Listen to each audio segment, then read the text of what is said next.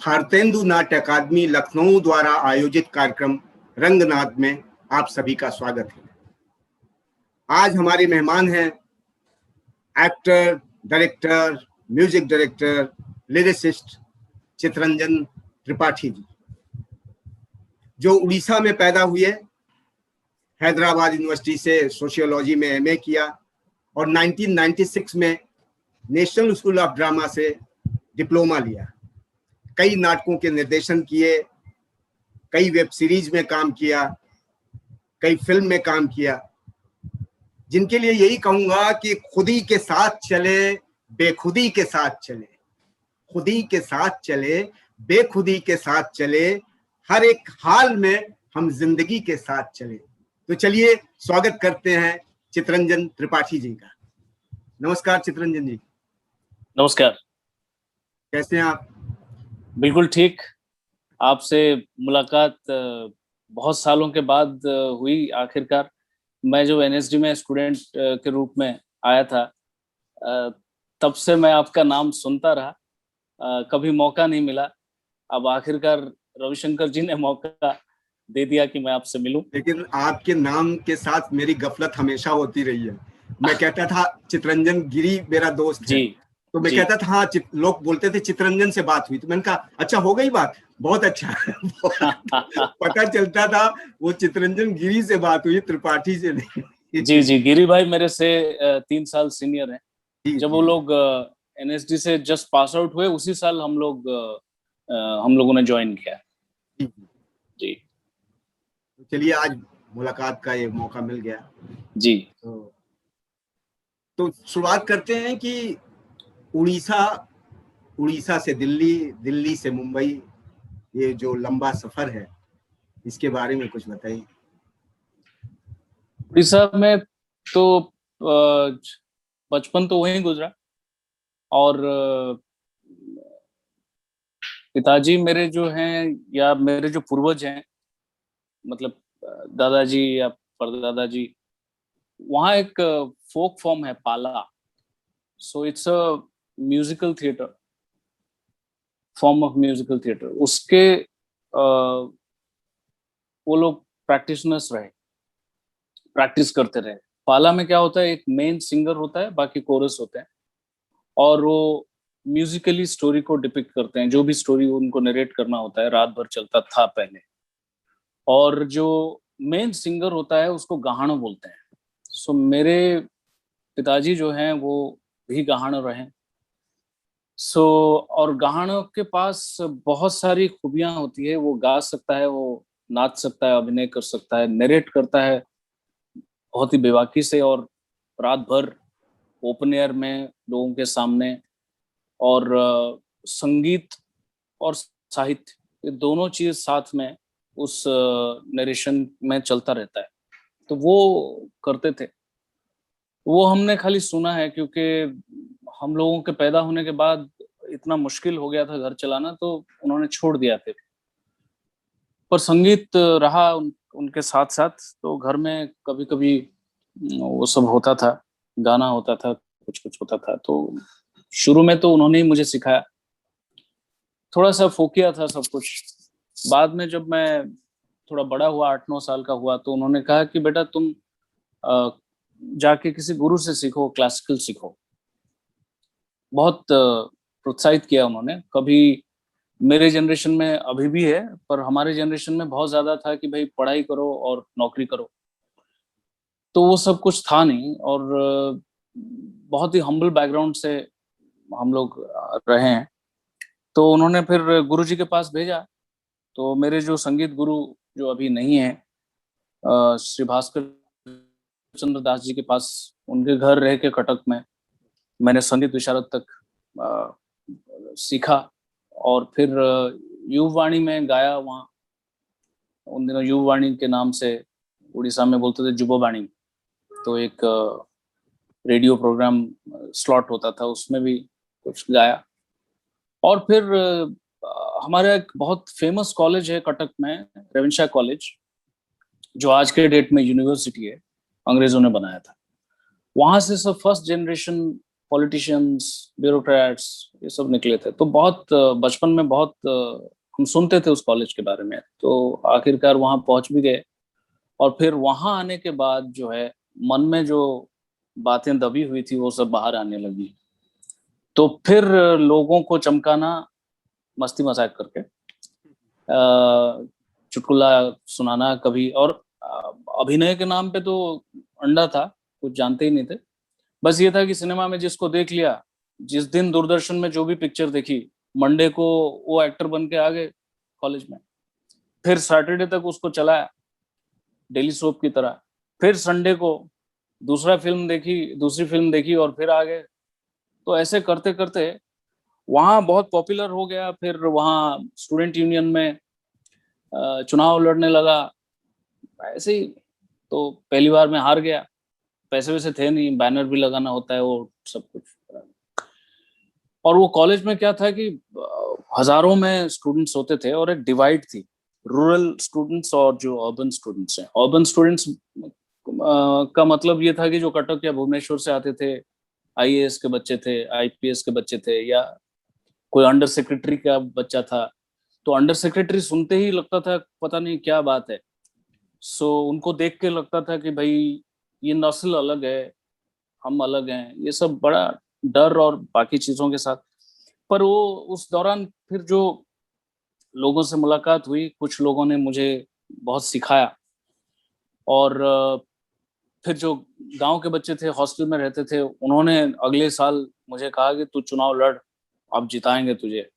वो बेचारों ने कोई 98 कोई 1 रुपए दे के उन्होंने कुछ 200-400-500 रुपए, मुझे अभी याद नहीं है, इकट्ठा किया। फिर मुझे कहा कि ये तुम बैनर वैनर लगाने, मैंने कहा भाई तुमने किया है, तुम रखो, तुम बैनर लगाओ, मैं कहाँ चढ़ूंगा पेड़ पे। तो मेरा तो काम है गाना गाना, लोगों को हंसाना, मैं पेड़ पे तो नहीं चढ़ूंगा। अब तुम चढ़ो, नेपथ्य में रहो तुम। तो नेपथ्य वाले जुड़ गए और मैं जीत गया। उससे पहले बेस्ट एक्टर हुआ कॉलेज में, जैसे वो एमेच्योर प्ले होते हैं, बट प्ले वगैरह। जी, बट दैट वाज माय, एक तरह से कहा जाए तो पासपोर्ट टू दिस फील्ड। तो मैं वो किया, तो मैं एक बंदर का रोल कर रहा था। अब बंदर का रोल सबने कहा बड़ा बढ़िया निभाया। मैंने कहा भाई तो बंदर ही थे तो इसलिए शायद अच्छा हुआ। तो वो उससे बहुत मुझे वो मिला, एनकरेजमेंट मिला। और उन दिनों बच्चन साहब ही सब कुछ होते थे पॉपुलर सिनेमा में। और बच्चन साहब को देख के बाल वाल मैंने वैसे ही रख ली थी, कद काठी थी नहीं। लेकिन पिताजी ने एक साइकिल दिया था, नया नया का नया साइकिल। तो मुकद्दर का सिकंदर मुझे याद आ जाता था जब मैं साइकिल पे चलता था। तो जहां गड्ढा दिखे मैं वो गड्ढे में डाल के ऐसे खड़ा हो जाता था। और मुझे ये गलतफहमी होती थी कि मैं अमिताभ बच्चन साहब की तरह दिख रहा हूँ। तो 2-4-8 महीने में वो साइकिल की एस्थेसी हो गई। और फिर बच्चन साहब को देखते देखते फिर हमारे वहाँ विजय मोहंती साहब, जो कि नसीर साहब के बैचमेट रहे हैं एनएसडी से, अब रहे नहीं, लास्ट ईयर यही कोविड काल में चले गए वो। तो विजय सर को देखते रहे। तो हमारे लिए बिग बी वही थे। अब गांव के थे, उड़िया पिक्चर देखते थे या हिंदी में कभी दूरदर्शन में देख लेते थे। हिंदी हमारे जनरेशन में लोगों को आती नहीं थी, खास करके जो इवन भुवनेश्वर के, कटक के लोगों को भी नहीं आती थी। तो वो सब चलता रहा। फाइनली एक टर्निंग पॉइंट आया जब मैंने देखा स्पर्श, नसीर साहब। स्पर्श देखने के बाद मुझे लगा कि ये कुछ अभिनय जो तत्व है ये कुछ और है। ये क्योंकि हमारे कॉलेज में ब्लाइंड स्टूडेंट्स भी पढ़ते थे। तो एक आनंद नाम का एक लड़का था जो वायलिन बजाता था। तो मुझे कभी अगर कॉरिडोर में हम क्रॉस करते थे तो महक से या किस चीज से पता नहीं, महक तो क्या पसीने की होगी क्योंकि पाउडर वाउडर के लिए तो पैसे थे नहीं, तो मुझे पकड़ लेता था, क्या साथी चले कुछ हो जाए। तो वायलिन बजाता था। वो जैसे देखता था, जैसे उसकी आंखों का ऐसे से ऐसे ऐसे करता था, वो मैंने पहली बार देखा नसीर साहब को स्पर्श में।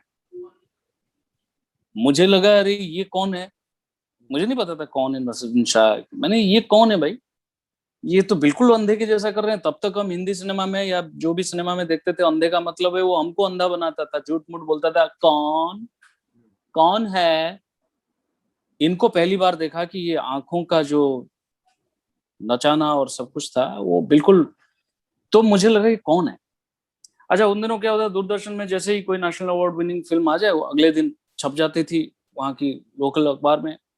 तब पता लगा कि कोई नेशनल स्कूल ऑफ ड्रामा है और वहां से ही निकले हैं। तब पता लगा विजय सर, विजय मोहंती जो हमारे बिग बी हैं, वो भी वहीं से हैं।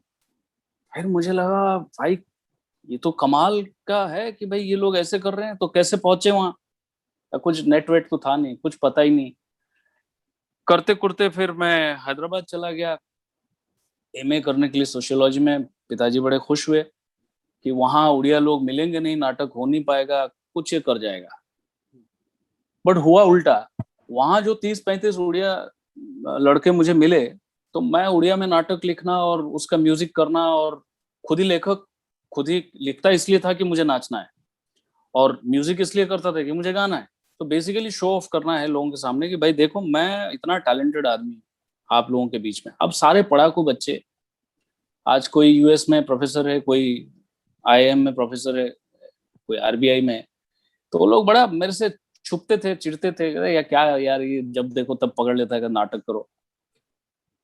सुबह के 3-4 बजे तक लोगों के साथ बैठ के बातें करना और कहना कि भाई एक दिन जाके कुछ बड़े पैमाने पे करना है, बड़े पैमाने पे करना है, अभी भी सपने में सपना है। तो वैसे चलते चलते वहां फिर मैं स्टूडेंट यूनियन में कल्चरल सेक्रेटरी के हिसाब से चुना गया। उसके बाद मेरा जो लास्ट ईयर था एमए में, तब मैं वहाँ थिएटर डिपार्टमेंट है, वहाँ भास्कर सिवालकर करके प्रोफेसर होते थे, उनको जाके मैं मिला। मैंने कहा सर मेरे से ये एमए में अब हो नहीं रहा है, ये तो अभी कंप्लीट हो जाएगा, क्योंकि मेरा हमेशा टारगेट होता है 60% आ जाए बहुत है। तो गोल्ड मेडल और सिल्वर मेडल वो सब था नहीं, तो मेरा वो सब पिताजी पूछते थे, मैं कहता आप खुश रहो, फर्स्ट क्लास मिल गया ना, आप खुश रहो, क्या करना है, ऐसे ही करता था। अरे बचपन में क्योंकि माँ थी नहीं तो वो कुछ कहते नहीं थे, वो यहाँ रखा था उन्होंने, और वही रीजन है शायद कि उन्होंने मुझे कभी मना नहीं किया, जो करना है करो। एक चीज जरूर कहते थे कि भाई ऐसा कुछ मत करना नाक कट जाए, और चोरी किए बिना अगर तुम कल को पनवाड़ी भी बन जाओ एमए करके, तो मुझे कोई दुख नहीं होगा, क्योंकि आखिरकार तुम मेहनत करके अपना रोटी कमा रहे हो। लेकिन कुछ ऐसा मत करो कि लोगों के लिए न्यूसेंस क्रिएट करो, लोगों को धोखाधड़ी करो, वो मुझे अच्छा नहीं लगेगा। सो एक फंडा बहुत क्लियर था कि कुछ भी करेंगे चलेगा।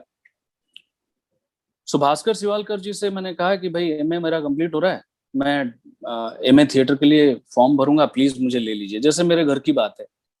तो उन्होंने कहा कि नहीं नहीं, why don't you join NSD. मैंने कहा एनएसडी कहाँ होगा सर, आपके ड्रामा डिपार्टमेंट में जो निकल के पीएचडी कर रहे हैं उनका नहीं हो रहा है, मेरा कैसे होगा। बोले उनका नहीं हो रहा है, उनके अपने रीजन होंगे, बट मैंने तुमको देखा है, तुम एनएसडी दो। मैंने कहा सर कहाँ से होगा, हिंदी आती नहीं है। मैं बोले तुम एनएसडी भरो। अब वो लिखा हुआ है, सरस्वती जी ने बोल दिया, एनएसडी भर दिया। बैंगलोर चले गए, वहाँ प्रीलिम्स में जब खत्म हुआ तो बाहर जब उन दिनों क्या होता था, उसी टाइम लगा देते थे नोटिस। वो कुछ साल पहले कुछ मारपीट किया बच्चों ने, उसके बाद उन्होंने 2-3 दिन के बाद वो, तो मैंने जब देखा सबसे ऊपर मेरा नाम, मैं ऐसे उंगली लगा के देखा, मैंने कहा ये हो नहीं सकता, ये अच्छा ये चित्तरंजन त्रिपाठी, ये नहीं हो सकता, ये अरे अरे हाँ हाँ, ऐसे करके मैं फिर 4 दिन के वर्कशॉप के लिए पहुंचे। तो आप नॉर्थ के लड़कों को देख के मैं डर गया, मैंने कहा कितने सुंदर सुंदर लड़के।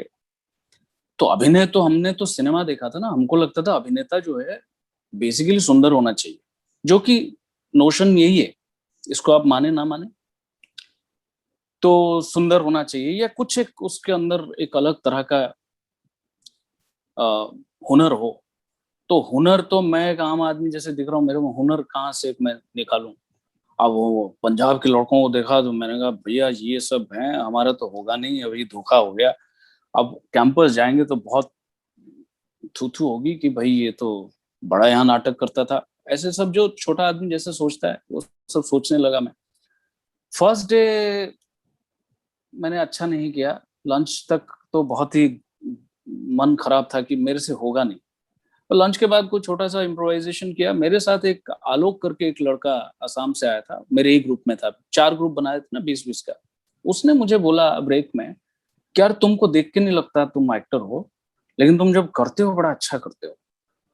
मेरे को घंटी बजी, मैंने कहा भैया ये क्या बोल रहा है? तो इसका मतलब ये हुआ कि मन लगा के कर लो, होगा होगा, नहीं हुआ नहीं हुआ, ये बिल्ट देख के क्यों डर रहे हो कि। तो मैंने फिर किया, फिर जैसे तैसे वो परमात्मा ने मुझे वहाँ दाखिला दे दी, एडमिशन लिया। फर्स्ट ईयर मेरा बहुत बुरा गुजरा क्योंकि कुछ पल्ले नहीं पड़ रहा था 6 महीने। अब कभी कारपेंटरी पे बिठा दें, मैं सोचूं यार मैं आरी चलाना आता नहीं था। तो गुरुजी ने एक उठा के थप्पड़ भी मार दी, उन्होंने कहा तेरे जैसा बेवकूफ आदमी मैंने आज तक नहीं देखा। मुझे बड़ी ये बात कचोटी कि ये मतलब आरी नहीं चला पाऊं तो बेवकूफ आदमी, मतलब क्या है इसका? बोले मैं लिख के दूं तो जीवन में कुछ नहीं कर सकता। मुझे अच्छा नहीं लगा। खैर हिंदुस्तान में टीचर का मतलब यही होता है कि जितना ह्यूमिलिएट कर पाओ, मैं उससे इत्तेफाक नहीं रखता। बुरा बुरा लगा कि आप एक ग्रेजुएट, पोस्ट ग्रेजुएट, और उसको आप थप्पड़ मार रहे हैं, आरी नहीं चला पा रहे। आरी चलाना सिखाओ, आरी चलाना सबके बस का नहीं है। तो मुझे लगता था ये आरी का क्लास कब खत्म हो भैया। फिर कभी वो मास्क मेकिंग का क्लास, फिर कभी क्या, मेरे को तो बुखार आता था, मुझे लगा कहीं गलती हो गई, कहाँ आ गए। ऊपर से हिंदी, ऊपर से नॉर्थ इंडियन लड़के, बस हिंदी भाषी लड़के, ऊपर से वो जो थिएटर करके आए हुए लड़के, और फिर जो थिएटर किया है और 4 साल से एनएसडी नहीं हुआ वो लड़के साथ में। नेचुरली वो उनके एक्सपीरियंस ज्यादा, और वो बहुत लोगों को जानते थे। तो एक छोटी सी बात कह रहा हूँ, मैं, नवाज मेरा बैचमेट था, उसके साथ मैं कोई प्ले देखने गया श्री राम सेंटर में। फर्स्ट ईयर में आया था, 8-10 दिन हुआ था। देखा बहुत भीड़ है। तो मैंने कहा ये बहुत बड़ा डायरेक्टर है क्या? तो बोला है चुप। मैंने कहा चुप क्यों बोल रहा है? तो अंदर जाके देखा तो लोग ऐसे भरे हुए हैं। मैंने हबीब तनवीर बहुत बड़ा डायरेक्टर है क्या? बोला बे दूंगा तेरे को एक, चुप। उसका प्ले देखा, चरणदास चोर, आंखें फिर खुली कि बाप रे बाप, अद्भुत। उससे पहले हैदराबाद में मैंने रतन श्याम साहब का देखा था चक्रव्यूह। चक्रव्यूह देखने के बाद मुझे लगा मुझे एनएसडी जाना है। नॉट दैट एनएसडी सिखा देगा चक्रव्यूह करना वो उनका क्रिएशन है। एनएसडी जो सिखाता है वो सिखाता है, अपनी जगह है। तरह तरह की चीजें हमको, जैसे हम एक इंग्लिश लिटरेचर पढ़ना चाहते हैं, एबीसीडी सिखाया, फिर वोकेबुलरी सिखाया, ग्रामर सिखाया, उसके बाद पोएम्स बताया गया, नॉवेल्स बताया गया, कुछ लिखने के लिए लिखने का मौका दिया गया, दैट्स ऑल। आप अपना पोएम लिखना चाहते हैं, takes a lot of time, long time. तो वो मेरे ख्याल से ट्रेनिंग वही है। हमको गलतफहमी होती है कि हम एल पैचिनो होकर निकल रहे हैं, ऐसा नहीं है। बहुत बड़ी तपस्या, आप तो बहुत ही अच्छे से जानते हैं। खैर एनएसडी हो गया। फिर फर्स्ट ईयर में मैं सोच रहा था कि भाई नहीं हो पाएगा तो डायरेक्शन ले लेंगे सेकेंड ईयर में, क्योंकि वो एक इजी वे मुझे दिख रहा था। मीता वशिष्ठ जी आई फर्स्ट ईयर में एक प्रोडक्शन करने के लिए, लास्ट में आषाढ़ के एक दिन। उन्होंने कहा कि जिसको जो रोल चाहिए सब करो। 3-3 कालिदास, 6-6 काल, 6 घंटे का प्ले होगा, कोई टेंशन नहीं है। फर्स्ट ईयर है, आपको सीखना चाहिए, आपको करना चाहिए, जूझना चाहिए। सो इसमें कोई कास्टिंग नहीं होगी। अब मुझे समझ में नहीं आता क्या बोल रही है, 6 घंटे का नाटक कौन देखेगा? बट आज मैं सोचता हूँ कि कितनी बड़ी बात है, क्योंकि हर एक आदमी आता है उसको लगता है मेरा नाटक हिट हो जाए। तो वो वही जो बने बनाए लड़के ऑलरेडी आ चुके हैं, हिंदी जिनको आती है, जिनको अभिनय के बारे में हमसे भी थोड़ा आगे हैं, उन्हीं को लेके खड़ा करके चले जाते थे। मीता जी ने फिर मैं नाम नहीं दिया तो उनको पता लगा। उन्होंने कहा क्या है? मैंने कहा मुझे हिंदी नहीं आती। बोले तुम करो। तो उसमें जो कॉमिक कैरेक्टर दो आते हैं, अनुस्वार अनुनासिक, उसमें कोई रोल मैंने किया, अनुस्वार किया मेरे ख्याल से। अब क्योंकि हिंदी एक बार बिठा दिया जबान पे, तो जब स्टेज पे गए कर दिया। तो थर्ड ईयर में हमारे यशपाल शर्मा थे, तो उन्होंने आके बड़ा इनकरेज किया, भाई तू तो कर पा, तू तो ऐसे किया, तू तो ऐसे किया। उसके बाद मुझे लगा कि अभिनय किया जा सकता है। फिर मैंने एक चीज और डिस्कवर किया कि छोटे बच्चे भाषा कैसे सीखते हैं। एकदम छोटा बच्चा जब उसको हम सिखाते हैं बोलो पापा, बोलो मम्मा, वो होंठ को देख के करते हुए करता है। तो मैंने सोचा अरे मेरे पास तो अंबार है, इतने सारे हिंदी भाषी लोग जिनकी स्पीच इतनी अच्छी है, जो इतना इतना साफ बोलते हैं, होठों को देखो। तो एक बैचमेट कभी गुस्सा हो गया, अबे तू क्या होंठ को क्या दिखता रहता है, कॉन्शियस करता रहता है। मैंने उसको बताया नहीं मैं क्या देख रहा हूँ। एंड सेकेंड ईयर के एंड तक आते आते हिंदी, जैसे हिंदी भाषी कहते हैं बोलते हैं, थोड़ा थोड़ा वैसा सा ध्वनि जो है, मैं डिक्शन क्लास मुझे हेल्प नहीं कर पाया, क्योंकि डिक्शन क्लास में भी वही था। जो मोहतरमा आती थी वो कभी राजमा ले आती थी, मेरे सब बेटे होके के राजमा खिला देती थी, और जो हिंदी भाषी हैं उन्हीं को कविता देती थी पढ़ने के लिए, ताकि डेमोन्स्ट्रेशन में शाबाशी हो। तो मैंने उनको बोला कि भाई हमें पढ़ा दो, हमें पढ़ा दो। हाँ हाँ हाँ बेटा बेटा। तो मैं कहा यार ये बेटा बेटा का छोड़ो, अब ये हमें ही करना पड़ेगा, क्योंकि उड़िया लोगों का जो प्रॉब्लम है, बंगाली लोगों का जो प्रॉब्लम है, वो जो 20 साल 22 साल हमने हिंदी नहीं बोला, अपनी भाषा के हिसाब से जो होंठ की मरोड़ी है, जीभ की मरोड़ी है, वो अलग है। ये बिल्कुल ध्वनियां है ना, अलग अलग हाँ ध्वनि है, उनका अलग प्रस्फुटन है ना, तो हाँ वो तो पूरा स्लैंग बदल ही जाता है ना। हिंदी की हाँ, शब्दावली अलग है, करेक्ट। उसका अलग प्रोनाउंसिएशन है पूरा। तो मेरी परेशानी जो है वो मैं ही हल कर पाऊंगा, क्योंकि वो कोई समझ नहीं पाएगा, क्योंकि हिंदी भाषी को नहीं पता कि मेरा प्रॉब्लम इंटरनली क्या हो रहा है। तो मैं अगर उस प्रॉब्लम को डिस्कवर करूं और यहाँ की खूबी को डिस्कवर करूं, तो शायद मैं काफी हद तक आगे पहुंच पाऊंगा, बोल पाऊंगा। तो वो सब मैंने किया। करते करते फिर रोल वोल मिलने लगे, फिर थोड़ी टीचर्स भी अच्छे, कुछ अच्छे टीचर्स मिलते हैं आपको हमेशा जीवन में। तो टीचर्स भी अच्छे मिले, सीखने को बहुत मिला। एनएसडी ना होता तो ये जितनी बातें भी हो पा रही है वो भी शायद नहीं हो पाती। तो बहुत कुछ हुआ। फिर संगीत में कारण जी आए, तो कारण जी ने एकदम दिमाग खोल दिया, क्योंकि तब तक मैं जो छोटा मोटा कंपोज करने की कोशिश कर रहा वो राग रागिनी को मैं बुरा नहीं कहता, मैं 60-70 राग सीखा था, लेकिन वो राग रागिनी का जो एक प्रभाव है वो इतना हावी रहता था कि वो सुनी सुनाई लगता था। जैसे भैरवी राग है, अब भैरवी राग तो भैरवी राग है, यमन राग है, यमन राग तो यमन राग है, तो वो सुनी सुनाई लगता है कहीं कहीं कहीं।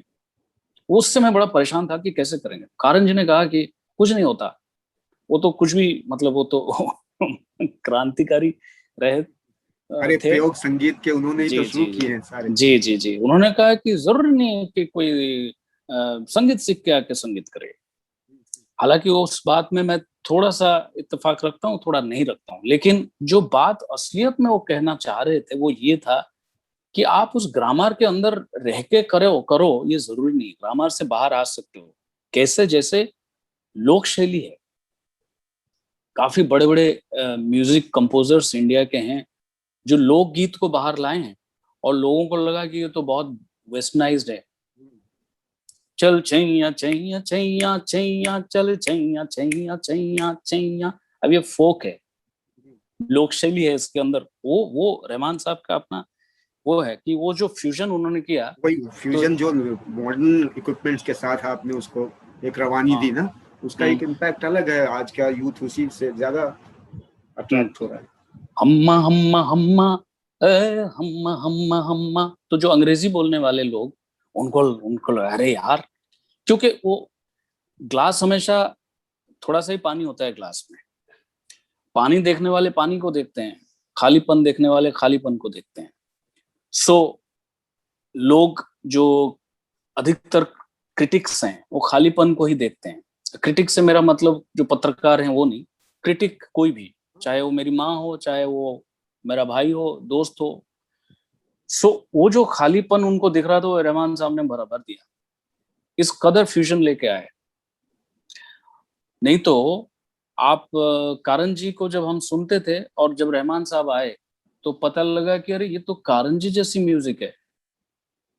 जैसे एक गाना, कभी डाल डाल कभी बात बात, एक रहमान साहब का गाना है शायद रॉकस्टार का, ये कारण जी है। आंख बंद करके सुने, कारण जी है। तो संगीत का जो एक प्रयोग है, या जो भी भाषा है, वो कारण जी से बहुत मेरे को सीखने को मिला, समझ में आया। सो ड्रामा स्कूल काफी, उसके बाद फिर थर्ड ईयर कंप्लीट हो गई। फिर अब इधर उधर घूमते रहे, भटकते रहे, पता नहीं कौन क्या होगा। थर्ड ईयर कंप्लीट होने से 3 महीने पहले डिप्रेशन में आ गया कि अभी क्या होगा, क्योंकि मैं किसी का चेला नहीं बन पाया था। मैं आज तक नहीं बन पाया चेला में। दूसरी तरह से बना, मैंने जिनसे जो सीखा वो तो सीखा, लेकिन वो जो एक सामंतवादी प्रथा है, मतलब तो हर गंडा जगह नहीं है। बनवाया, किसी से हाँ गंडा नहीं बनवाया। हाँ हाँ, तो वो क्योंकि कारण जी एक बढ़िया बात कहते थे, पैर मत छुओ, पैर क्यों छू रहे हो। तो सॉरी, मैं ऐसे उनकी नकल करने की कोशिश कर रहा हूँ क्योंकि वो प्यार से मैं कर रहा हूँ। तो वो कहते थे कि भाई नहीं, गुरु कौन कौन गुरु, थिएटर में एक गुरु नहीं होता, बहुत गुरु है आप। वो कुछ और कह रहे थे, वो कह रहे थे कि सम्मान रखो, सम्मान करो, लेकिन ये सामंतवादी प्रथा को निकालो दिल से, दिमाग से। नहीं निकाल पाए, हम लोग नहीं निकाल पाए नहीं आज भी निकाल कोई। पर हाँ। बिल्कुल वही उनकी और सोच यही थी कि आप कहीं एक गुरु तक सीमित ना हो जाएं, क्योंकि हर आदमी का अपना अनुभव है ना। जी आप वहां से निकल के किसी दूसरे की संगत में जाते हैं, उसका अपना अनुभव है, वो कहीं और एक यात्रा पर ले जाएगा, फिर कोई जी तीसरा मिलेगा। तो ये अनवरत यात्रा है, किसी एक जगह जी जी सीमित या संकुचित करने की बात नहीं है। जी जी जी। जैसे रॉबिन सर के साथ काम करते थे, रॉबिन दास, कुछ और परिभाषा, कुछ और प्रयोग। फिर आप, हम प्रसन्ना साहब के साथ एक प्रोडक्शन कर रहे थे, उनकी सोच कुछ और।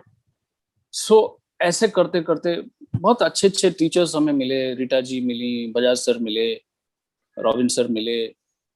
तो प्रैक्टिकली बहुत कुछ सीखने को मिला। फिर पास आउट हुए तो समझ में नहीं आ रहा था क्या करेंगे, रेपेट्री वेपेट्री भरा, रेपेट्री में वही वो जो जिसको जानता है, जो जिसको, वो सब हुआ। कैजुअल में मेरे को रखा, तो क्योंकि मैं जब इंटरव्यू देने गया तो मुझसे कुछ पूछा नहीं गया। बहुत जबरदस्त इंटरव्यू। अंदर गए, बोले अरे वाह, हाँ हाँ तुमको तो देखा, तुमने 3 साल, हाँ ठीक है, ये अभी गाता भी है तो, सर मैं कुछ सुना दूं, नहीं नहीं तुमको तो देखा है। जैसे स्पीच सुना, नहीं नहीं तुमको, अरे तुमको देखा है। क्योंकि मुझे लेना नहीं था, मैं बाहर आया तो मेरे बाकी जो संगी थे, साथी, उन्होंने कहा यार तेरा मतलब हो गया है। मैंने कहा नहीं, मेरा मतलब मेरे को लेंगे नहीं, तुम लोगों में से होगा जो जो लिखा के लाए। सो कैजुअल दिया तो मन बड़ा खराब हुआ। बजाज सर थे डायरेक्टर, बजाज सर ने मुझे बोला कि तुम ज्वाइन करो। मैंने कहा नहीं सर, मैं क्यों ज्वाइन करूं, मतलब उसमें क्या तमगा लगा था। अब 26-27 साल में जो मैं सोच सकता था, तो उसमें क्या तमगा लगा था, आपने उसको लिया। जो हिंदी को हिंदी में नहीं बोलते हैं, जो हिंदी को किसी दूसरे प्रांतीय भाषा में हिंदी बोलते हैं, उनको आपने ले लिया। और ऐसा ऐसा ऐसा, तो उन्होंने कहा नहीं कुछ नहीं, तुम ज्वाइन करो। मैंने ज्वाइन किया, क्योंकि पैसे वैसे थे नहीं, कहाँ जाएंगे, मजबूरी भी हो जाती है। ज्वाइन वाइन किया, उसके बाद फर्स्ट ईयर ऐसे ही कटा। फिर स्वानंद किरकिरे आया नाटक करने के लिए, एक सपना, मेरा बैचमेट है, जो कि आज के डेट में बहुत बड़ा नाम है। तो उसका भास्कर चंदावरकर जी करना चाह रहे थे, म्यूजिक करने वाले थे, वो नहीं आ पाए, सॉरी।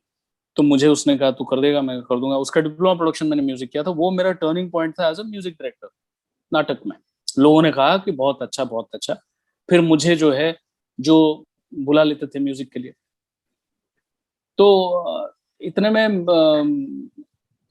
वहाँ म्यूजिक थोड़ा अच्छा हो गया, तो कारण जी फिर आए देखने के लिए। वो कारण जी के साथ एक प्रोडक्शन हुआ था, अभिमारक, सेकेंड ईयर में। अभिमारक में मुझे नारद का रोल मिला था, क्योंकि मैं थोड़ा हारमोनियम बजा सकता था, थोड़ा म्यूजिक को देख सकता था और गा सकता था। मैं हिंदी नहीं बोल पाऊंगा इस डर से, जैसे मैं स्टेज पे पहुंचा मैं डायलॉग भूल गया, यही सोच के कि मैं तो नहीं बोल पाऊंगा, मैं भूल गया। नवाज मेरे साथ था, वो विदूषक कर रहा था, वो ऑलरेडी काफी काम किया हुआ आया था। एंड मैं उसको अपने बैच में जब मैंने ज्वाइन किया, उसको मैं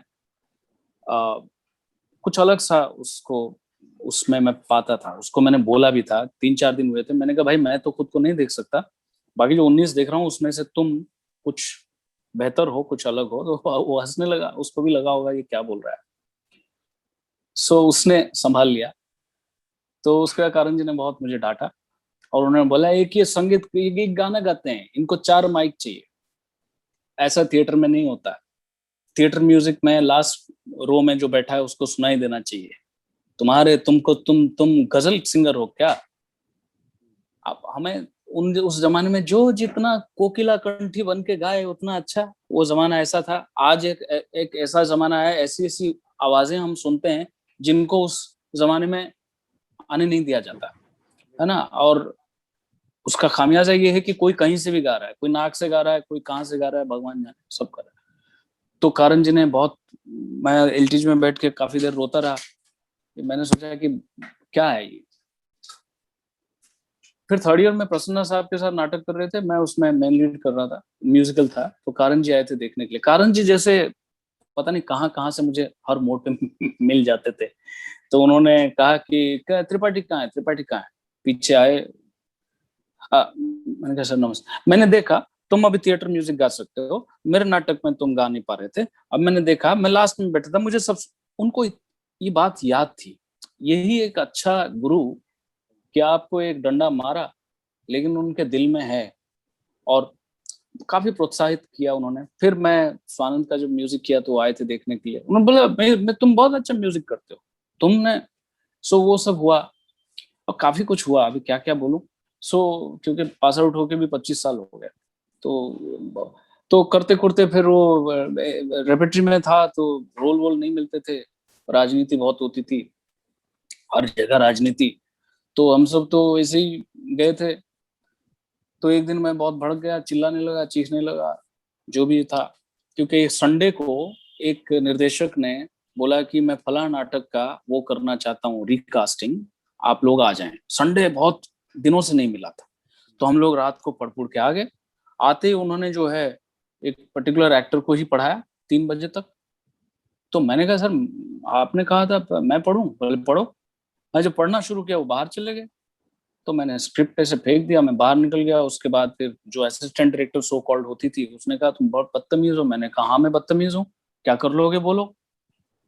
बोले आया मैं तुमसे बात नहीं करना चाहती। मैंने कहा तो आपने शुरू किया उस सीनियर, अच्छा सीनियर जूनियर बहुत चलता है। एक बार आप जूनियर होकर पैदा हो गए तो जीवन भर। जबकि मेरा उल्टा है, कर्म से जो हमसे ज्यादा आगे चला गया वो मेरा सीनियर है, कुछ नहीं होता। हाँ वो मेरा संस्कार है, मैं आपको भाई दीदी जो भी, बट उसका मतलब ये नहीं कि आप चढ़ जाओ, टॉर्चर करो। सो ये सब हुआ। भैया सर आए नेक्स्ट डे, उन्होंने कहा कि क्या क्या धमा चौकड़ी मजा रखा था, क्या बात है। मैंने कहा सर यहाँ पे एक संडे मिला था, कपड़े धो लेते सो जाते, ये झूठ मूठ बुला के नाटक कर रहे हैं, ये तो सब राजनीति है। बोले हाँ राजनीति है। मैंने कहा सब तो आपके साथ बैठ के कास्टिंग हो जाती, हाँ हो जाती है, तो बोल तू क्या करेगा। मैंने कहा सर बस इतनी सी बात सुननी थी। तो उसके बाद मैं एक बाहर एक ग्रुप बनाया इसलिए क्योंकि यहाँ भाला देते थे महाराज की जय। मैंने कहा ये तो खत्म ही कर देंगे भाई। ग्रुप करके नए नए जो एमेच्योर लड़के आते हैं उनको जब आप करके दिखाते हो तो आपको एक कॉन्फिडेंस मिलता है। आप क्या कर रहे हो वो तो अलग बात है, बट आपको कॉन्फिडेंस मिलती है कि भाई मैं कर पा रहा हूँ। तो वो करते करते मैंने प्ले डायरेक्ट किया। उन दिनों बेसमेंट होता था, तो बजाज सर को बुलाया, तो आए देखने। उन्होंने देखा और वो जाके अगले दिन रेपेट्री में कहा कि एक लड़का है बहुत बदतमीज, बहुत इम्पल्सिव, बहुत क्रिएटिव, उसका नाटक देखा, वो एक प्ले वो करेगा रेपेट्री के साथ। अब मेरे को पास आउट होके 2 साल हुए थे। मैं कहा प्ले करेगा। मैंने कहा जी। बोला देखो कैसे झट से हाँ बोल रहा। मैं कहा सर भाले से तो अच्छा है मैं नाटक का निर्देशन कर लूं, पर ठीक है। फिर बोला कि 7 दिन में तुम नाटक का चयन करो और मुझे बताओ। तो मैंने सोचा वो आधे अधूरे या आषाढ़ या ये जो जितने सारे या शेक्सपियर जितने सारे फेमस प्लेस हैं बहुत बार खेला जा चुका है, तो क्या कुछ नया किया जाए। तो मुझे कुछ आइडिया आया, मैं जाकर बोला सर मैं एक नाटक लिख लूं। बोले तुझे मैंने निर्देशन करने के लिए कहा है, लेखन के लिए नहीं बुलाया। मर गए सारे प्ले राइट। मैंने कहा सर वो ऐसा है वैसा है वैसा। बोले ये एक नाटक मेरे पास है, अब तुम तो पता नहीं सब इंटेलेक्चुअल लोग हो, पढ़ के देखो ताजमहल का टेंडर, मैं करूंगा मैंने रखा है, बट तुम पढ़ो। मैं जाके पढ़ा, वो तो मेरे भाग्य में था। वो नाटक जैसे मैंने 4 5 6 पेज पढ़ा तो मुझे उसकी बिंब, उसके इमेजेस बनने लगे, सब कुछ होने लगा। मैंने कहा यही है नाटक, यही करना है। क्योंकि आज भी मैं मानता हूँ ताजमहल का टेंडर राजनीति का शिकार, क्योंकि मैं पहला निर्देशक था उसको, क्योंकि मुझे लोगों को नकारना था। तो उस नाटक को भी लोग नकार देते हैं कि वो कोई नाटक है। But contemporary Indian theatre history में सब सब जबरदस्त पॉलिटिकल सटायर है ताजमहल का टेंडर। सोच जबरदस्त है, बहुत कुछ है। तो वो किया गया और 12 दिन का समय दिया गया था। 12 दिन में मैंने किया। मेरे ऊपर कोई बोझ नहीं था, मुझे कोई जानता नहीं था। तो सीनियर्स सारे थे, मैंने उनको बोला एक रोल प्लेइंग, सोशियोलॉजी में हम पढ़ते थे रोल प्लेइंग, कि जब मैं पापा बन के जाता हूँ बच्चे के सामने मेरा अलग है, जब मैं हस्बैंड बनता हूँ, प्रेमी बनता हूँ, तो मैं आपका जूनियर बदल रही है ना, जी, भूमिका मैं सबकी बदल रही है। मैं जूनियर हूँ, बट मैं अभी निर्देशक का रोल निभाऊंगा, तो कृपया मुझे आप सुन लें। थोड़ा बहुत सुनते थे, थोड़ा बहुत गुस्सा होते थे, नाराज होते थे, करते करते, बट समहाउ वो जो एक केमिस्ट्री बन गई थी हम लोगों में, और वो नाटक हुआ। और वो उसी रात को बजाज सर ने मुझे फोन किया। बजाज सर एक्चुअली मैं जीवन भर ऋणी हूँ, और जितना मैं उनके चरण स्पर्श करूं उतना कम है। मुझे लोगों ने, मेरे काम को लोगों ने अगर जाना है तो वो बहुत बड़ा पुश है बजाज सर का।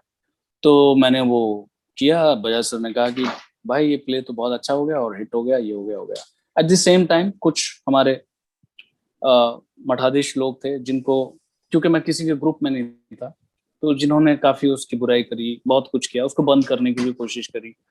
अच्छा, मेरे को खबर आती थी तो मुझे लगा भाई हम तो छोटे मोटे लोग हैं, हमारा काम था, हमने कर लिया, बंद कर लें या चला लें, वो मेरे हाथ में नहीं है। निर्देशक के हाथ में वो नहीं होता है। निर्देशक ने निर्देशन किया, चला गया। एक्टर ने एक्टिंग किया, चला गया। अब हमको क्या करना है, आप चलाओ।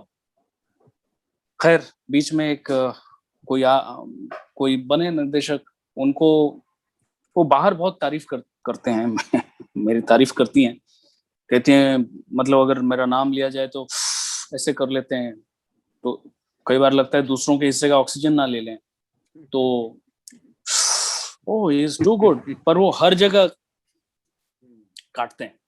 अच्छा लगा मुझे, क्योंकि काटना चाहिए, तो काटा। और उन्होंने नाटक बंद भी किया। और फिर मिनिस्ट्री ने कहा कि भाई क्यों बंद कर रहे हो, ये तो रेवेन्यू दे रहा है, ये तो ऐसा कर रहा है, वैसे कर रहा है। फिर प्रेशर आया, फिर मुझे फोन आया कि उसको थोड़ा सुधारने आ जाओ। फिर खुल गया नाटक, फिर मैं गया, फिर नाटक खुल गया, नाटक का फाटक खुला, फाटक का नाटक खुला, फिर वो नाटक खेला गया। फिर अभी खेल रहे हैं, अब जब तक खेलेंगे, वो नाटक खेल रहे हैं या नाटक के साथ खेल रहे हैं या जो भी कर रहे हैं वो कर रहे हैं। तो वो सब हुआ। फिर मैं रेपेटरी छोड़ दिया, क्योंकि लोगों को सडनली, एक भाला पकड़ने वाला लड़का, सडनली उसके नाटक की वाहवाही हुई, तो अच्छा नहीं लगा। सीनियर्स, जूनियर्स, बैचमेट्स, तो सबने कुछ कुछ तिकड़म रोज करना। अब मैं बहुत मुंहफट था, मैं अभी भी स्पष्टवादी हूँ, और वो ईश्वर ने मुझे दिया है, मैं कुछ कर नहीं सकता। मुझे कई लोग बोलते हैं, हमारे प्रोफेसर सूर्य कुलकर्णी जी थे, अब नहीं रहे हैं, वो मुझे बहुत बार बोलते थे, बाबा तू जब आता है लोगों के सामने ना, तू चाकू दे के चला जाता है कि ये तू भी पकड़, तू भी पकड़, मैं जब जाऊं पीठ पे मार, ऐसे मत कर। अब लेकिन अब जिसकी जो है, अब मैं क्या करूं। तो रेपेटरी मैंने छोड़ी। फिर सडनली मुझे श्री राम रेपेटरी ने बुला लिया, साहित्य कला परिषद का भी रेपेटरी था, उसने बुला लिया। फिर मैंने लड़ी नजरिया किया, और पहली बार मुझे हिंदुस्तान टाइम्स में हाफ पेज कविता नागपाल ने एक रिव्यू दिया था। देन सडनली लोग आने लगे नाटकों में, और लोग कहने लगे ये तो पब्लिक के नस को जानता है, ये तो हिट डायरेक्टर है, एक्सेट्रा एक्सेट्रा। किसने बोला? डेविड धवन है नाटक का। मैंने कहा लानत है आप लोगों पे। मतलब उदाहरण भी दे रहे हैं। हाँ, मैं लानत है आप लोगों पे। मतलब रंगकर्म एक अलग विधा है, सिनेमा एक अलग विधा है, और कॉमेडी और सटायर में एक थिन लाइन है। चाहे ताजमहल का टेंडर है, चाहे वो इवन हबीब साहब जब करते थे, चरणदास चोर भी देखा, वो उसको कॉमेडी कहेंगे कि सटायर कहेंगे। अगर आपको, और दिल्ली के लोग जो थोड़े पढ़े लिखे भी होते हैं, मतलब आप लोग अगर इस तरह की बातें करेंगे तो फिर मतलब ही नहीं है। अच्छा, मैं जब फर्स्ट ईयर सेकंड ईयर में था, रंजीत कपूर साहब जो हमारे सीनियर जबरदस्त निर्देशक, उनके नाटक भी देखा। अच्छा, उन सुना था कि एक ही टाइम पे दो रेपेटरी एक ही शाम को उनका प्ले कर रहे थे। जनपद किस हो रहा था और यहाँ खूबसूरत बहू हो रहा था। तो बहुत बड़े डायरेक्टर हैं। तो मैं रोकूं, मैं उस समय जनपद किस में मैं था, जी मैं उस समय श्री राम सेंटर रिपेटरी में था, जी और मैंने उसमें रोल किया था फादर का, हीरो के फादर का। जी जी। मैं उस समय हैदराबाद में था, मैं आया नहीं था, मैं इसलिए। उसके बाद ऐसा हुआ कि मेरा दो नाटक एक ही शाम को दो रेपेटरी कर रहे थे। इधर ताजमहल का टेंडर हो रहा था, उधर कैपिटल एक्सप्रेस हो रहा था। तो अगले दिन मुझे इनके शर्मा साहब जो एक्ट वन के हैं, उन्होंने कहा हाँ भाई तो बहुत बड़ा डायरेक्टर है भाई, रंजीत भाई के बाद तो तेरा। मैंने कहा अगर ये कोइंसिडेंस है कि ये बड़ा डायरेक्टर का पैमाना है, बोले नहीं नहीं, वो मॉडेस्टी ठीक है। मैंने कहा नहीं नहीं, मॉडेस्टी नहीं, सच ये है कि एक ही डेट में वो हो रहा था, दैट डजंट मीन कि I am a big director. फिर एक दिन ऐसा हुआ कि 4 नाटक एक ही शाम को खेला गया। तब भी उन्होंने बोला हाँ भाई हिंदुस्तान टाइम्स में 4 ऐड है तू तो। मैंने कहा अगेन कोइंसिडेंस है। तो कोइंसिडेंस को बहुत लोग बड़ा मान लेते हैं और फिर वो मठाधीशों के पास चले जाते हैं, फिर वो अपने तरह के लोगों को ढूंढते हैं।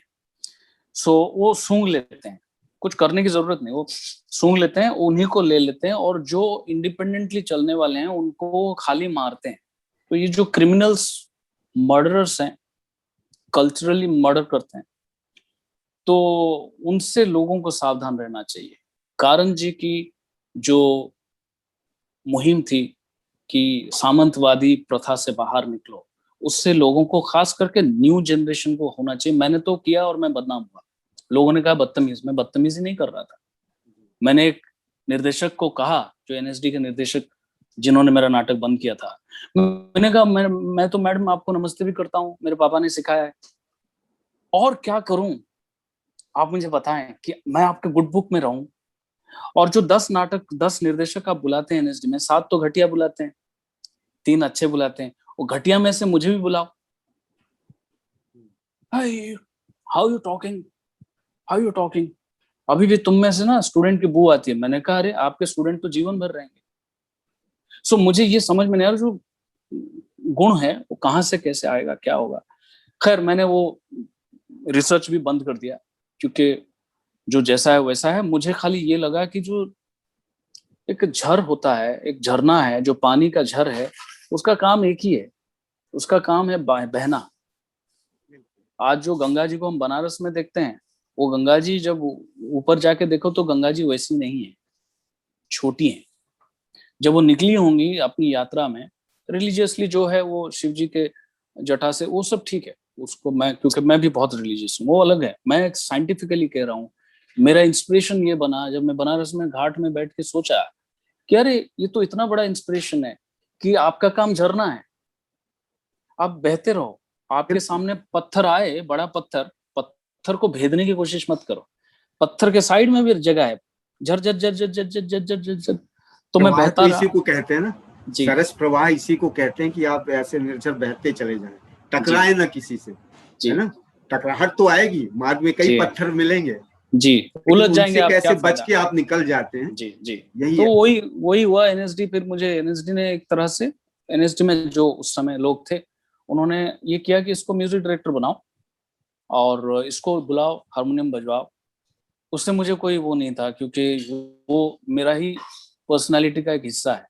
वो मुझे विरासत में संगीत का जो भी मिला है, लेकिन साथ में मैं गाहन का बच्चा हूँ, कथावाचक का बच्चा हूँ, एक कंप्लीट एक्टर का बच्चा हूँ। सो मैं लिख पा रहा हूँ, मैं गा पा रहा हूँ, मैं संगीत कर पा रहा हूँ, मैं जो भी कर पा रहा हूँ, मैं नहीं, मेरे माध्यम से हो रहा है जो भी ऊपर वाले ने। तो वो करते करते एक दिन मुझे लगा कि ये खत्म हो गया, ये दिल्ली का सफर खत्म। क्योंकि ये रेपेट्री, वो रेपेट्री, वो रेपेट्री, वो ग्रुप, वो ग्रुप, वो ग्रुप, उसके बाद गवर्नमेंट ग्रांट, उसके बाद गवर्नमेंट ग्रांट में बैठेंगे, फिर उसके बाद 4 लोगों से मिलकर उसको सताएंगे, उसको सताएंगे। आप किसी को ग्रांट थोड़ी देते हैं, आप 10 लोगों को सताते हैं। मैंने, ये मेरा काम नहीं भाई, ये हो गया खत्म, अब क्या करें। अच्छा, इन द मीन टाइम मुझे एक स्कॉलरशिप मिली, मैं लंदन चला गया पढ़ने, म्यूजिकल थिएटर। वहां जब जाके म्यूजिकल देखा तो मेरी आंखें 2 तरह से खुली। एक, कि हिंदुस्तान में म्यूजिकल थिएटर था, रहेगा, है, लेकिन जो साधन चाहिए उसको एक स्पेक्टेकुलर बनाने के लिए, वो साधन नहीं है। वो रंगमंच में ही नहीं है, तो म्यूजिकल में कहाँ से आएगा। सो अपनी आइडिया को अबॉर्ट कर करके प्रोडक्शन करें या कुछ नया ढूंढें। मैंने एक दिन तय किया, भाई छोड़ दिया जाए दिल्ली, छोड़ दिया। वीके शर्मा जी मेरे सीनियर हैं, उन्होंने कहा अबे तेरे पीछे काम घूम रहा है यहाँ, तू जाके मुंबई में काम ढूंढेगा। मैंने कहा मुंबई जाना बहुत जरूरी है वीके भाई, क्योंकि ये एनएसडी में बैठ के चाय की दुकान पे हमने इतना अहंकार पाल लिया है, और 3.5 किताब पढ़ के, कि हम सब जानते हैं, चाहे रंगमंच हम जानते हैं, साहित्य हम जानते हैं, संगीत हम जानते हैं, डिजाइन हम जानते हैं, वर्ल्ड थिएटर हम जानते हैं, वर्ल्ड सिनेमा हम जानते हैं, सिनेमा थू थू, टीवी थू थू। तो ये मेरे को जाना है और जीरो होना है। और जीरो होंगे तो सीखेंगे फिर से। कष्ट बहुत होगा, कष्ट हुआ, अभी भी है। फिर मैं मुंबई भागा, लेकिन तब मैं निर्देशन करना चाहता था, तो इधर उधर भागा, अलर्ट दिमाग था, बच्चा था मैं। तो मैं जाके कहीं कहीं नए नए प्रोड्यूसर से मिलता था कि मैं फिल्म बनाऊंगा। फिल्म बनाओगे? क्या किया तुमने? नाटक किया। नाटक वाला कैसे फिल्म बना लेगा? मैंने कहा नाटक ही तो है फिल्म, और क्या है? इसलिए तो बोलते हैं screen play, it's a play on the screen. तो बेकार की बातें कर रहा है।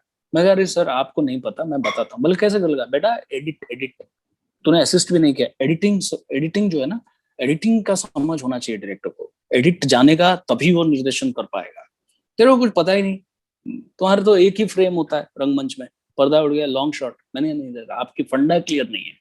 मैं आपको फंडा क्लियर कर दूं, जो निर्देशक होता है नाटकों में वो भी एडिटर होता है, जो नाटक लिखता है वो भी एडिटर होता है। First draft, second draft, third draft, वो करता क्या है? वो एडिट करता है। इसको उधर ले गया, इसको इधर ले गया, उसको कम कर दिया, उसको बढ़ा दिया। सो ये जो पृथ्वी का जो संरचना है, ये एडिटिंग है। ईश्वर बहुत बड़ा एडिटर है। ईश्वर के बच्चे हम हैं, तो एडिटर का बच्चा एडिटर है। तो हंसने लगा, बोला एडिटर का बच्चा बता क्या एडिटिंग, ईश्वर छोड़ तू नाटक। मैंने कहा जैसे पर्दा उठा और आपने देखा कि एक लेटी हुई है एक महिला, और कुछ लोग इधर उधर 10-20 लोग खड़े हैं, सब उदास हैं। किसने बोला कि अभी रत्नाकर आएगा तो क्या बताएंगे? ये तो चल बसी। सो उस संवाद में आपको पता लग गया, मास्टर शॉट में एक लेडी जो मर गई है। इतने में एक लड़का आया, तो आपने तुरंत उसकी तरफ देखा। सो पैन किया और वो लड़का सबको देखा, और सबको देखने में निर्देशक ने किसी को बोला कि जैसा आई कांटेक्ट होगा ना, तो तू मुंडे नीचे करके ऐसे कर लेना या फिर ऐसे कर लेना। That is the insertion. वो बिग क्लोजअप देख रहा है, वो आप देख रहे हैं, क्योंकि जो वो देखा है निर्देशक ने वो आप देखेंगे, मजबूर हैं। उसके बाद वो धीरे धीरे आगे बढ़ा, उसके बाद वो बैठने के बाद आप उसको और उसकी माँ की लाश को देख रहे हैं, जबकि लाश एक्टिंग नहीं कर रही है। उसके बाद फिर वो उसका हाथ लिया और गाल पे रखा और माँ कह के रोने लगा। आप खाली माँ का हाथ और उसका गाल देखते हैं, आप नहीं देखते हैं कि जो माँ गिरी पड़ी है, लेटी हुई है, उसका झुमका किधर है।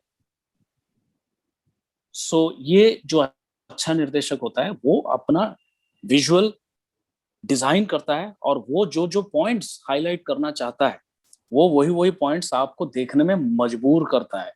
एडिटिंग वही है, जो जो शॉर्ट्स को मैं हाईलाइट करना चाहता हूँ वो आप देखते हैं फाइनली, क्योंकि वही आएगा। लेकिन रंगमंच में मजेदार बात यह है कि मास्टर का एहसास हमेशा होते हुए क्लोज में हम ले जाते हैं। यहाँ मास्टर गायब होता है, हम मास्टर का एहसास हमेशा देते हैं। दूसरा टेक्निकली कि मतलब आप कैमरे से जा रहे हैं, यहाँ का निर्देशक दर्शक की आंख से ले जा रहा है, उनकी आंख से फ्रेम बना रहा है, उनकी आंख को क्लोजअप में ले जा रहा है, उनको वाइड कर रहा है, है ना जी? बड़े मजे की बात जी। और दूसरी बात कि अभिनेता, मैं हाल ही में कहीं कुछ कर रहा था, किसने, अब मैं क्या नाम लूं किसका, तो फिर चाकू देने वाली बात है। तो किसने बोला कि नाटक वाले जो है ना लॉन्ग शॉट के एक्टर है,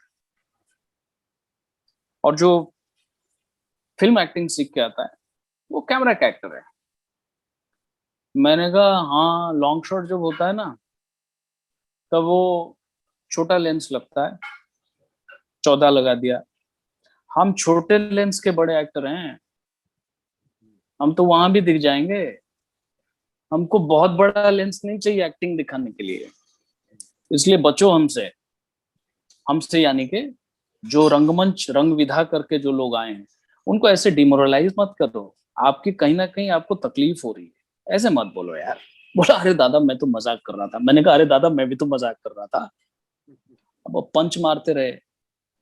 लेकिन सच्चाई ये है कि अभिनय हो या निर्देशन हो या लेखन हो, रंगमंच बहुत कुछ सिखाता है, लेकिन लोगों को पता नहीं है। इसलिए रंगमंच बिना किया हुआ आदमी भी रंगमंच के बारे में बोल देता है ना, theatre is very limited, you know. It is not limited, it is unlimited. Theatre ही जननी है जहां से सारी चीजें निकली है, इसलिए आज भी आप स्क्रीन प्ले बोलते हैं, आप मजबूर हैं बोलने के लिए screen play. It's end of the day it's a play. Format अलग थोड़ा होता है, टेक्निकलिटीज बढ़ जाती है, आपके पास सहूलियतें बहुत बढ़ जाती है। जैसे उसने बोला माँ झन झन झन झन झन झन झन झन, वो सब आपके पास है। थिएटर में उतना करेंगे तो डिस्ट्रैक्शन होगा, क्योंकि थोड़ा विधा अलग है। मैं जबकि म्यूजिक करने के लिए बहुत सारे निर्देशक के साथ नाटकों में म्यूजिक किया, और हर जगह म्यूजिक, मैंने कहा क्यों कर रहे हो सर, आप कहोगे तो मैं तो पैसे ले रहा हूँ, मैं बोलूंगा भाई बजा दो कुछ, या मत करो। ये हमारा विधा अलग है। अभिनय चल रहा है, सब कुछ हो रहा है, आपने कुछ विजुअल बनाया, एक्टर कुछ दे रहा है और लाइव दे रहा है, तो इतना क्यों डर रहे हैं, उल्टा आप डिस्ट्रैक्ट करेंगे। ये सब होता रहा। फिर फाइनली मैं डिमोरलाइज्ड होके उड़ीसा चला गया, और जो पैसे वैसे मेरे पास थे कुछ इधर उधर से लेके, मेरी मदर इन लॉ बेचारी, मुझे इतना तड़पते हुए देखा उन्होंने, उन्होंने भी कुछ पैसा दिया, तो इधर उधर से और उधारी करके पिक्चर बनाई उड़ीसा में, धौली एक्सप्रेस के नाम से, और बर्बाद हो गया उस पिक्चर को बना के। अब मुझे कुछ पता ही नहीं था प्रोडक्शन में कैसे खा जाते हैं। अच्छा, वहां तीन बातें और पता लगी कि गेटिंग, सेटिंग और कुछ। हाँ, तो गेटिंग गेटिंग मतलब वो कंप्यूटराइज्ड सिनेमा हॉल तो था नहीं 2007 में, अभी भी नहीं है, 2-4 अर्बन सेंटर में है। तो सेटिंग हो जाती है डिस्ट्रीब्यूशन की और सिनेमा हॉल की, कि 50-50 है, तो कह देंगे भाई 60-40 है, वो 10% फिर डिवाइड हो जाएगा। गेटिंग होती रेशियो है, तय कर लेते हैं ना वो, हाँ डिस्ट्रीब्यूशन का गेटिंग होती है। गेटिंग मतलब गेट पे जो खड़ा है वो 15 रुपए के टिकट को 5 रुपए लेके आपको भेज दिया। और सेटिंग होती है, तो ये सब कटिंग होती है। कटिंग मतलब जो टिकट का बंडल है, जो काउंटर आपको दिखाया जाएगा, उसमें तोड़ना ही नहीं है उसको, सीट नंबर आप एक कोरे कागज पे लिख के दे दो, तो आपके पास आएगा कि इतनी बिकी है। ये सब हुआ, बट एक अच्छी चीज हुई जो उड़ीसा में लोग कहते हैं कि ये कल्ट फिल्म बन गई। अब कल्ट फिल्म, अब वो बोल रहे हैं तो मैं थोड़ा थोड़ा मानता हूँ, थोड़ा थोड़ा नहीं मानता हूँ। तो IMDb पे उसको 8.5 रेटिंग मिली है फिल्म को, और स्टेट अवार्ड मिली बेस्ट फिल्म, ये वो फलाडम का, कई फेस्टिवल गया, कुछ कुछ हुआ। वो थोड़ा सा मैं काफी सीखा, हाथ जला, पैसा गया, मन नहीं माना, दोबारा फिल्म बनाई, फिर पैसा गया, 50 लाख कर्जे पे आ गए, लगा कि जीवन खत्म। अब middle class, lower middle class आदमी 50 लाख रुपए लोगों को कहाँ से देंगे, तो भागे मुंबई। मुंबई आके इधर उधर भटकते भटकते फिर वो डेली सोप में निर्देशन का कहीं से बातचीत हुई। स्टार वन करके एक चैनल होता था। अब डेली सोप तो मैंने कभी किया नहीं था, तो डर डर के गया करने के लिए। तो पहला दिन डिजास्टर्स, क्योंकि 2-3 मिनट का कुछ फुटेज निकला होगा, उन्होंने कहा भाई यहाँ तो 15 मिनट देना पड़ेगा। तो अब मुझे समझ में, बट वो सेटअप चल रहा था, तो मैं फॉर्चुनेटली सेटअप डायरेक्टर था, क्योंकि 7-8 एपिसोड चैनल ने स्क्रैप कर दिया था। तो फिर चौथे 5वें दिन जब 8-9 मिनट हो गया, प्रोड्यूसर ने बोला कि नहीं हो सकता है, सेटअप के लिए तो ठीक है। फिर करते करते करते करते वो हुआ, फिर वो पैसे वापस आए, फिर लोगों को पैसे वापस दिया गया। फिर डेली सोप करते करते जब ये हो गया कि भाई कुछ पैसे जेब में भी आ गया, तो लगा कि ये काम मेरे से होगा नहीं, क्योंकि यहाँ कुछ और हो रहा है। तो वो मुझे समझ में नहीं आया, तो 2 साल करने के बाद छोड़ा। फिर सावधान इंडिया शुरू हुआ, फिर एंडेमॉल वगैरह के लिए सावधान इंडिया वगैरह किया। उसके बाद एक पिक्चर बनाई, तेरा मेरा टेढ़ा मेढ़ा, छोटी पिक्चर थी, राहुल बग्गा मेन लीड कर रहे थे।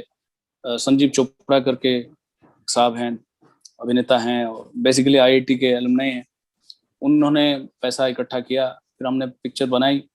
अब वो पिक्चर जैसे होती है कमर्शियली रिलीज के लिए बहुत पैसा चाहिए, वो था नहीं। 3-4 सिनेमा हॉल में रिलीज हुई, आई गई, खत्म। अभी शेमारू ऐप में वो फिल्म है। उसके बाद एक और फिल्म बनाई प्रमोद गुप्ता, जूनियर इंजीनियर, शापग्रस्त करके जो कहानी है उसके ऊपर बेस करके, वो काफी फेस्टिवल गया बाहर, बट उसमें भी कोई नहीं था, तो किसने कोई तवज्जो नहीं दी, छोटा मोटा रिलीज हुआ। उसके बाद मेरा एक बैचमेट मुझे बोला कि भाई, राजीव गौर करके, उन्होंने कहा कि भाई जब ये पैशन के लिए पिक्चर विक्चर बनाना ठीक है, लेकिन जब तक सलमान भाई नहीं आएंगे तब तक तुझे कोई जानेगा नहीं, तो एक्टिंग क्यों नहीं करता है। मैंने कहा अब क्या एक्टिंग करेंगे, पीछे खड़े होंगे अभी इस उम्र में। तो बोला हीरो बनेगा, बनोगे। मैंने कहा नहीं, हीरो तो नहीं, बट बोला कि भाई बैच में तू एक अच्छा एक्टर था, एक्टिंग में तूने वो किया, तो तू अननोटिस नहीं रहेगा। मेरा मन कहता है तुझे एक्टिंग करना चाहिए, बाकी ये भी चलता रहे। करते करते फिर मैंने कहीं कहीं थोड़ा ट्राई किया, तो फिर पता लगा ऑडिशन देना पड़ेगा। ऑडिशन तो ऑडिशन है भाई, तो ऑडिशन भी दिया। ऑडिशन देते देते कहीं थोड़ा थोड़ा मिलने लगा। फिर अनुराग कश्यप साहब के साथ वो मिल गया, सेक्रेड गेम्स। बहुत ही मजा आया। अच्छा, फॉर्चुनेटली मुझे बड़े अच्छे अच्छे निर्देशक मिले। अनुराग बासु साहब मिले, अनुराग कश्यप साहब मिले, कबीर खान साहब मिले, सारे अच्छे डायरेक्टर्स मिले, मेघना गुलजार, ये सब। तो फिर करते करते फिर आजकल जो है गाड़ी बतौर अभिनेता चला रहा हूँ, घर गृहस्थी संभाल रहा हूँ। नहीं नहीं, और बहुत अच्छा। मतलब ये सब सुन के यही लग रहा है कि वो जो है ना आपका, कि सब मर जाएंगे सिर्फ त्रिवेदी ही बचेगा। हाँ, तो उन्होंने एक जुमला वाकई, छोड़ा था। हाँ हाँ तो वाकई त्रिवेदी ही बचेगा, क्योंकि देखिए ना, एक कथावाचक का बेटा जिसकी नींव में लोक है, लोक तत्व है, वही तो शास्त्रीयता को तोड़ेगा ना। जी वही जी तो सारी इन विरोधाभासों को तोड़ के ही धीरे धीरे रफ्ता रफ्ता अपनी जगह बनाएगा। तो वो देखिए ना, आपकी यात्रा जो आपने अभी पूरा वृत्तांत सुनाया, तो आप जी तोड़ के ही तो निकल रहे हैं। हर उस जी चहारदीवारी को, हर उस मान्यताओं को तोड़ के आप रफ्ता रफ्ता अपनी अपने लिए एक रास्ता अख्तियार कर रहे हैं। और कहीं आपने कुछ खोया है तो उससे कुछ और अतिरिक्त पाया भी तो है। एक बुनियाद में उनका एक अलग स्वरूप बन रहा है ना।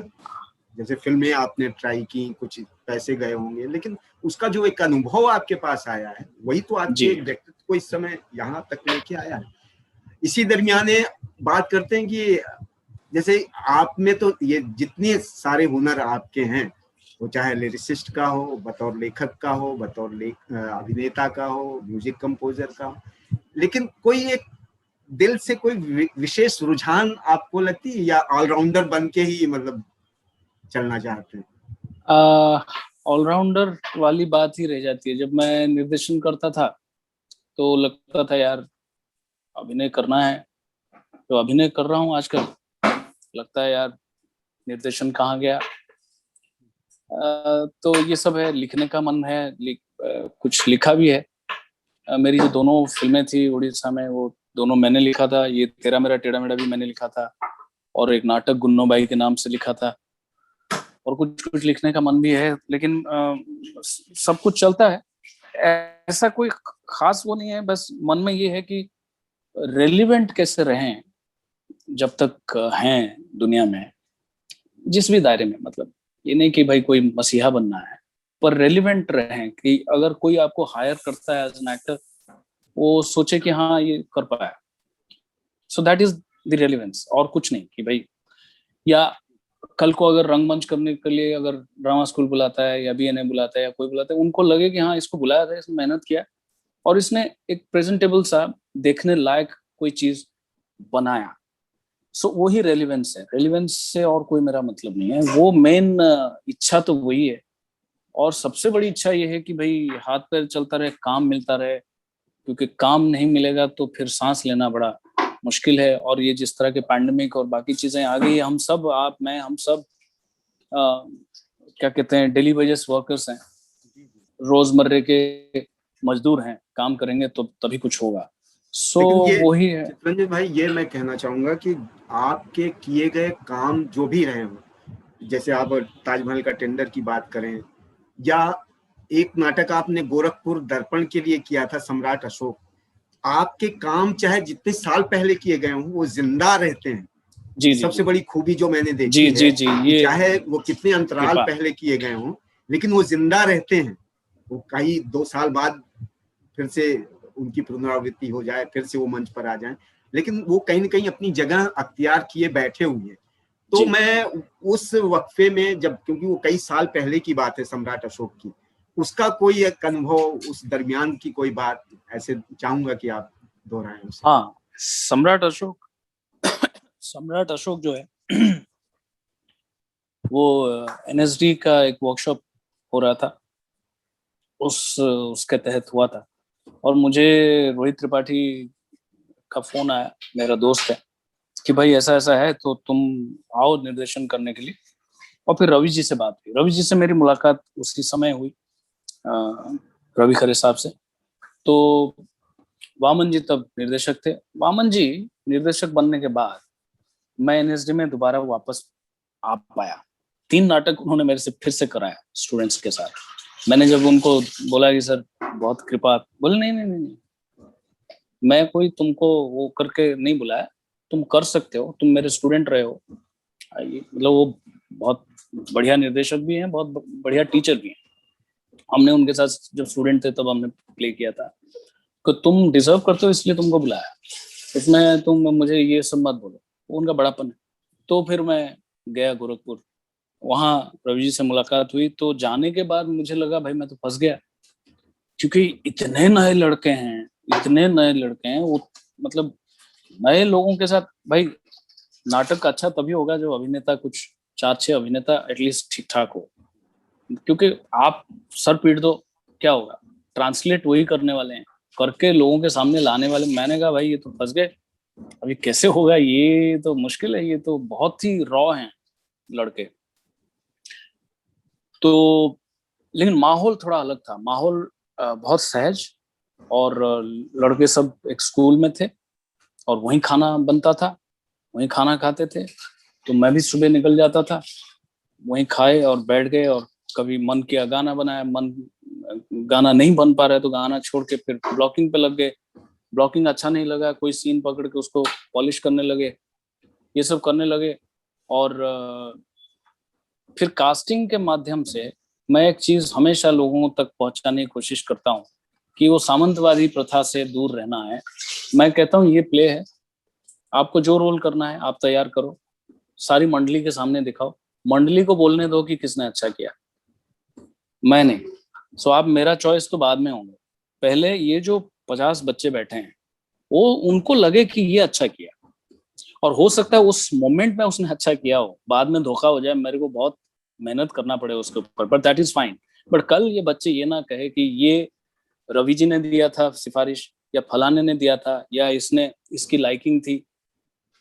तो उस तरह से मैं हमेशा कास्टिंग करता रहा। तो वो कास्टिंग होते ही ना एक अलग तरह का उसका प्रभाव रहता है, बच्चे बहुत ज्यादा खुश हो जाते हैं, उनको लगता है इम्पार्शियल एटमॉस्फेयर है, ट्रांसपेरेंट है, सच्चा है, मस्ती में काम करो, बढ़िया हो जाएगा।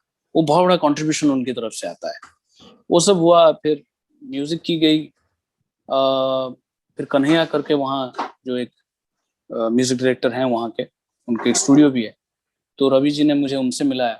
उन्होंने भी काफी मेहनत करके उसको अच्छा प्रोग्रामिंग उसका किया। और फिर अंत में हुआ, लड़कों ने बहुत मेहनत करी, और फिर उस नाटक को रवि जी ने अभी तक जिंदा रखा है। क्योंकि नाटक जब मैंने पढ़ा था तो मुझे लगा कि सिन्हा साहब ने एक बहुत ही जबरदस्त साइकोलॉजिकल थ्रिलर लिखा है, मतलब बहुत ही कंटेम्प्रेरी, बहुत ही कमाल है। तो इसलिए उसको करने में भी मजा आया। नहीं तो हिस्टोरिकल और माइथोलॉजिकल प्ले करने में बहुत बार आपको मतलब बहुत बेकार लगता है कि उसमें कुछ वो जान नहीं होती है। सो ये जो नाटक था इसमें एक अपने आप में एक रफ्तार, अपने आप में एक जान थी। तो बहुत मजा आया उसको करके।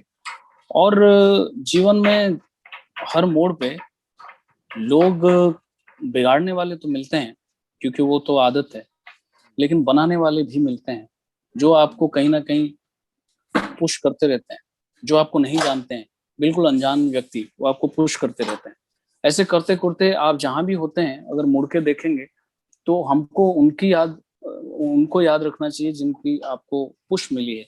बाकी जो लेग पुलिंग है वो तो चलती रहेगी, वो हाँ, तो जो एक उसका वो कोई सो दैट वे मान आई हैव के बीन। चलिए हाँ, कि वो बहुत है ना लकी रहा शेर, मैं।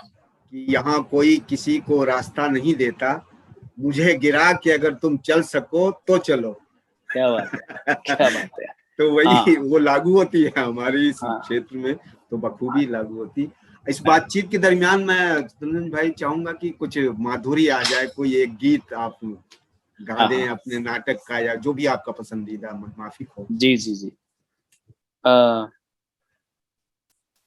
नाटकों में मैंने कुछ 700 के आसपास गाने कंपोज किए हैं, जिसकी रिकॉर्ड मेरे पास बहुत सारे गानों का है नहीं, क्योंकि लाइव होता था मेनली जब दिल्ली में मैं 13 साल पास आउट होने के बाद 13 साल तो खाली मैंने थिएटर किया, मुझे यहाँ आने का कोई सपना भी नहीं था। अच्छा हुआ मुझे एनएसडी में घुसने नहीं दिया गया, नहीं तो मैं वही सब करता हुआ रह जाता, शायद मेरा उतना ग्रोथ नहीं होता।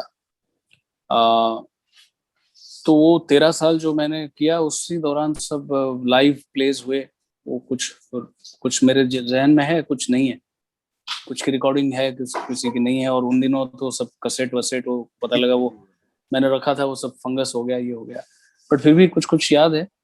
तो ये जैसे कि ये अब जैसे मुंबई शहर में आने के बाद एक अलग तरीके की कवायद चल रही है ना, काम का हासिल करना, मनमाफिक काम करने की, मतलब वो कि कुछ ऐसा तरजीह काम करने की कोशिश।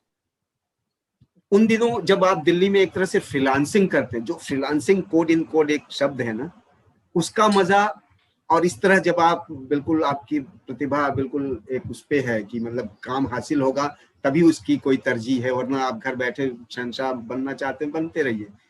तो दोनों का फर्क है, थिएटर की एक फ्रीलांसिंग और मुंबई में आके फ्रीलांसिंग करना, दोनों का एक मनोदशा भी शायद विपरीत होती है। इसके बारे में कुछ कहना चाहेंगे?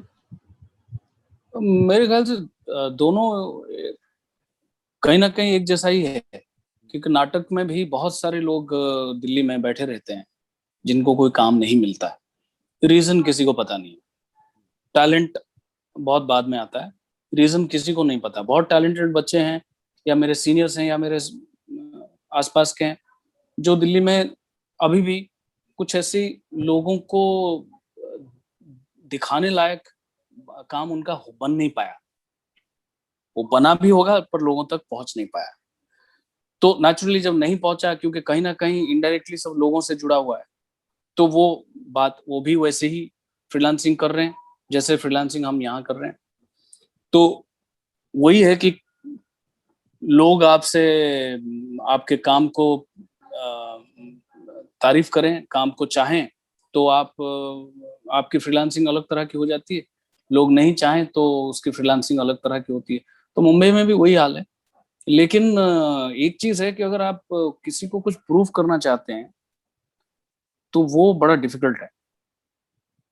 आप अगर ये चाहें कि भाई मेरे को तो बहना है, मेरे को तो काम करना है, काम मिलेगा काम करूंगा, काम नहीं मिलेगा कोशिश करूंगा काम पाने की, जो भी एक प्रोसेस प्रक्रिया यहाँ है, चाहे वो कितना सही है गलत है, बट है कि ऑडिशन है और ये है और वो है। कोई कहता है पीआरशिप करो तो मिलता है, कोई कहता है ये करो तो मिलता है, वो करो तो मिलता है। हम तो सोचते हैं कि भाई जब क्या कहते हैं, अजगर करे ना चाकरी पंछी करे ना काम, तो ऊपर वाला जब अजगर को बना दिया तो ऊपर वाला सोचा होगा कि मैंने क्या बना दिया भाई, ये तो चल नहीं पाएगा, खाएगा कैसे, जिएगा कैसे, मैंने बनाया तो इसको, तो इसके मुंह तक पहुंचाना है। तो मेरा भी वैसे ही चल रहा है, मैं सोच रहा हूँ भाई ठीक है होगा, अभी मेरे मुंह के पास आता है मैं उसको पकड़ लेता हूँ, तो नहीं आता है तो कोई बात नहीं, पड़े रहते हैं।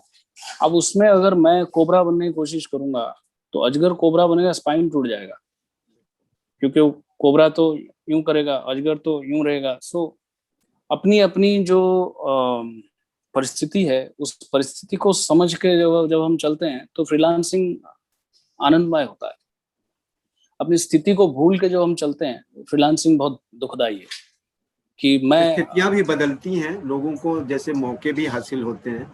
कभी कभी लगता है कि जैसे मतलब आपने तो काफी वक्फा वहाँ दिल्ली थिएटर में गुजारा है, तो क्या आपको लगता है कि लोग जो वहाँ रंगकर्म कर रहे हैं वो क्या पूरी ईमानदारी से कर रहे हैं? नहीं कर रहा। रंगकर्म में एक झूठ मूठ का अहंकार होता है, बहुत ज्यादा मैंने देखा है रंगकर्मियों में।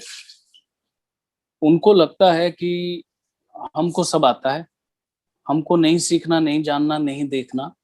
और जिसका अगर थोड़ा लोग तारीफ करें तो 4 लोग हम मिलके उसकी बुराई करके उसको कैसे छुपाएंगे, उसको कैसे लोग भूल जाएं, वो कोशिश कर, उसमें बहुत ज्यादा एनर्जी चली जाती है। दूसरा, नाटक करने वाले और नाटक करने का नाटक करने वाले, ये 2 तरह के रंगकर्मी हैं। नाटक करने का नाटक करने वाले भरे हुए हैं। अभी हम कहते हैं लोग नहीं आते हैं, रंगकर्म ऐसा हो गया, उसके लिए नाटक करने का नाटक करने वाले जिम्मेदार हैं। जो नाटक तहे दिल से करेगा, नाटक आप लोगों के लिए कर रहे हैं ना, तो लोगों को भूल के नाटक करेंगे और अपना अहंकार का पुट दे के जाएंगे। ऐसा लगेगा लोगों को देखते हुए जैसे कोई बैंक प्रोबेशनरी ऑफिसर की इंटरव्यू हो रही, वो सोचने समझने में मजबूर होके वो सोचे अरे यहाँ किडिंग हुआ, वो किडिंग का मतलब क्या था, वहाँ टुम हुआ, वो टुम का मतलब क्या था, वो भी चल रहा है। बट मेरे हिसाब से नाटक करने वाले जो हैं वो बहुत ज्यादा संख्या में हैं और वही चला रहे हैं सब कुछ। और वो सामंतवादी प्रथा, उसका जो रिले रेस है, वही वो डंडा लेके दूसरे के हाथ में देते हैं, दूसरा तीसरे के हाथ में देता है, तीसरा चौथे के हाथ में देता है, वही ग्रांट आता है, वही उधर होता है, वही भारंगम में जाता है, वही हर एक थिएटर फेस्टिवल में जाता है, वही पढ़ाने आता है। जिसको पढ़ना चाहिए वो पढ़ाने आ जाता है। विडंबना, अरे जो पढ़ा ही नहीं वो पढ़ने आता है, पढ़ाने आता है। कहते हैं कि भाई मैं पूछता हूँ तूने पढ़ा है या तूने लिखा है? पढ़ा लिखा लोग कहते हैं अरे पहले पढ़ फिर लिखेगा, और लिखेगा तो लिखने के बाद फिर पढ़ाना शुरू करेगा। बहुत बड़ी जर्नी है, बट ठीक है, जो जैसा चला रहा है चला रहा है। अब समुद्र मंथन है, जहर भी है और अमृत भी है। अब अमृत जो है वो तो चालाकी से लोग ले जाते हैं। और नहीं, हम भी देखते हैं कि जिस तरह से अभी ग्रांट वांट का सिलसिला शुरू हुआ था, तो उसमें जितनी मतलब आप संस्था के नाम पे बहुत बड़ी गिनती आप देखेंगे, ग्रांट जिस तरह से बांटा जा रहा था लोग, लेकिन जो खासकर हिंदी रंगकर्म की बात करें तो हिंदी रंगकर्म की जो निरंतरता होनी चाहिए, अगर इस तरह की संस्थाएं इतनी ज्यादा आ गई हैं तो, लेकिन वो उस तरह का प्रदर्शन नहीं दिखाई देता। ग्रांट के लेवल पे फाइलों में आप देखेंगे तो पता चलेगा एक एक शहर में 22-22 संस्थाओं को दिया गया है पैसा, लेकिन वो संस्थाएं कहाँ हैं, उनकी निरंतरता नहीं है। मैंने सुना है बनारस में, मुझे एक लड़के ने कहा कि सर हम फला के थ्रू ग्रांट के लिए अप्लाई करते हैं, 30% वो ले जाते हैं हमसे। कितना दुखद है। और आप एक जेन्युइनली ग्रांट, मैंने तो आज तक अप्लाई नहीं किया, क्योंकि हम तो जेन्युइनली, मैं तो पास आउट होने के बाद 13 साल खाली रंगमंच किया है। पर वहां मैं अगर 10 लाख रखूंगा तो 80,000 देंगे। 80,000 में नाटक हो सकता है? सरकार अपना पैसा वेस्ट कर रही है। 80,000 में नाटक नहीं हो सकता। 80,000 में वो जो भाई साहब लेके गए 80,000, वो 20,000 किसी को देंगे, 60,000 रखेंगे, 60,000 किसी के कमरे में बैठ के वीडियो बना के आपको दे देंगे। 80,000 में नाटक नहीं हो सकता। तो ये जो सच्चाई है ये सरकार तक पहुंचना मुश्किल है। सरकार चाहे कोई भी हो, मैं किसी दल के बारे में नहीं कह रहा हूँ, क्योंकि सरकार और जनता, उनके बीच में बहुत बड़ी फासला है, जिसको निर्वाचन के समय हम देखते हैं कि फासला जैसे मिट गई कि आपके नेता आपके सामने ही है, पर वो बीच में बहुत बड़ा एक ट्रांसपेरेंट सा दिखता है वो आदमी आपको, क्योंकि बहुत स्ट्रॉन्ग शीशे का दीवार है। तो सरकार चाहे कोई भी हो, सरकार तक बहुत सारी बातें पहुंचती नहीं, इन्फॉर्मेशन चोक कर दिया जाता है। वो चोक्ड इन्फॉर्मेशन के तहत पूरा सिस्टम चलता है। तो उसमें थिएटर भी है, थिएटर का ग्रांट का जो ड्रामा है वो भी है। बहुत चंद डिजर्विंग लोगों को लकीली मिल जाता है कभी, अदरवाइज किसी को भी मिल रहा है, उसका कोई मतलब नहीं है। नाटक करने के लिए पैसा मिल रहा है, घर चलाने के लिए नहीं मिल रहा है। I am sorry. नाटक करने, घर चलाने के लिए करना चाहते हो तो करो ना, जो हम लोग कर रहे हैं, फ्रीलांसिंग करो। आप सरकार से पैसे ले रहे हैं नाटक, और सरकार में भी जो लोग मतलब ग्रांट कमेटी में जो बैठते हैं, आपने 5 लाख दिया, वो 80,000 बोलते हैं। अब उनको कहाँ से समझ में आ जाता है कि ये 5 लाख का प्रोडक्शन 80,000 में हो जाएगा? सो यानी कि पहले से ही वो झूठ है, वो 5 लाख झूठ था, तभी आपको 80,000 समझ में आया। तो झूठे व्यक्ति को उड़ाओ, या आपके पास वो विवेचना करने की स्थिति नहीं है, आप 5 लाख को 80,000 में देख रहे हैं तो वो कर नहीं पाएगा, वहीं फ्लॉप हो गया। ये सब एक नहीं और होना सवाल चाहिए। इसी उसमें आता है, एक बहुत ही ज्वलंत सवाल है कि लोग कहते हैं कि जैसे इतने ड्रामा स्कूल खुल रहे हैं, नाम तो है कि ड्रामा स्कूल, तो चाहे भारतीय नाट्य अकेडमी हो, एमपी ड्रामा स्कूल हो, नेशनल स्कूल ऑफ ड्रामा, और सारी ट्रेनिंग के बाद सारे प्रोडक्ट मीडिया में आ रहे हैं, टेलीविजन में, फिल्मों में, जो बहुतायत नाटक की तरफ रहनी चाहिए ड्रामा स्कूल है वो, लेकिन उसके पीछे कारण बहुत हैं। तो क्या ऐसा कुछ प्रोविजन नहीं होना चाहिए कि ड्रामा में, drama film and television acting school, ऐसा मतलब वो परिभाषित ही ऐसा कर दिया जाए ना, उसमें वो डेकोरम क्यों रखा जाए? ये तो ग्लोबली ऐसे ही है। मतलब बाहर भी जो थिएटर इंस्टीट्यूट में भी जाता है अभिनेता बनने, वो निकल के वही करता है। लेकिन लकीली क्या है, वेस्ट में या यूएस में एक ब्रॉडवे है, लंदन में एक वेस्ट एंड है। लकीली थिएटर एक इंडस्ट्री है, तो वहाँ भी बहुत बहुत स्ट्रगल है, लेकिन फिर भी आपको एक रास्ता मिल जाता है। अगर आप करना चाहो थिएटर तो कर सकते हो, जिससे आप एक ओके ओके जिंदगी जी सकते हो। यहाँ उसकी प्रॉब्लम है, इसलिए अगर एक दिन टीवी पे खड़े होने में, क्राइम पेट्रोल में अगर उसको 5,000 मिल रहा है, अगर वो एम करता है कि भाई ठीक है मैं अगर 4 दिन कर लिया तो 20,000 मिल जाएगा, और यहाँ पे कोई रेपेटरी नहीं है, कुछ नहीं है। 2-3 रेपेटरी होंगे, एनएस रेपेटरी जो थोड़ा ठीक ठाक पैसा देता है, बाकी सब कम कम कम और कम, तो हो नहीं पाता। और अपने प्रांत में जाके थिएटर करना तो झूठ है, बहुत बड़ा झूठ है कि अपने प्रांत में जाके मैं थिएटर करूंगा। कैसे करोगे भाई? कहाँ से लाओगे पैसा? कैसे चलाओगे जीवन? जियोगे तो दिया लेके घूमोगे, जी ही नहीं पाओगे तो उसके लिए क्या करना चाहिए क्या नहीं करना चाहिए, बहुत सारी सुझाव लोग देते हैं। अब उसके ऊपर समाज और सरकार मिलके जब बात करें और उसके ऊपर कदम उठाया जाए तो ठीक है, अदरवाइज लोग तो जाएंगे मीडिया में काम करने, और उसमें कोई बुराई नहीं है, क्योंकि वो जैसे एक इंजीनियरिंग का कोर्स करके जर्नलिस्ट बन जाता है, यहाँ एक्टिंग का कोर्स करके एक्टिंग कर रहे हो, हमको उसमें क्यों तकलीफ है? एक्टिंग का कोर्स किया है, एक्टिंग कर रहा है। अभी यहाँ यहाँ भाई वो सिविल इंजीनियर था, वो जर्नलिस्ट है। वो जर्नलिस्ट था, वो टेलीविजन चैनल जो डेली सोप बनाता है उसका हेड है। जो मास मीडिया मास कम्युनिकेशन का कोर्स करते हैं वो टेलीविजन चैनल में बैठे हैं, जिनको ड्रामा का नहीं पता कुछ भी। सब ऐसे ही चल रहा है, तो अभी क्या कर सकते हो? लेकिन यहाँ बेचारा वो वही करना चाह रहा है, तो हाँ, निर्देश रंगमंच के लिए नहीं कर पा रहा है। रंगमंच मैंने अपने हिस्से का 13 साल रंगमंच किया, आगे भी 2-3 साल के बाद फिर करूंगा, लेकिन उसके लिए एक इच्छा शक्ति भी चाहिए और आर्थिक संबल भी चाहिए। संबल भी चाहिए। आर्थिक संबल भी चाहिए। अब मैं गाना गा के आपको सुनाता हूँ। अटल बिहारी वाजपेयी साहब की एक मेरी 51 कविताएं करके एक बुक छपी थी।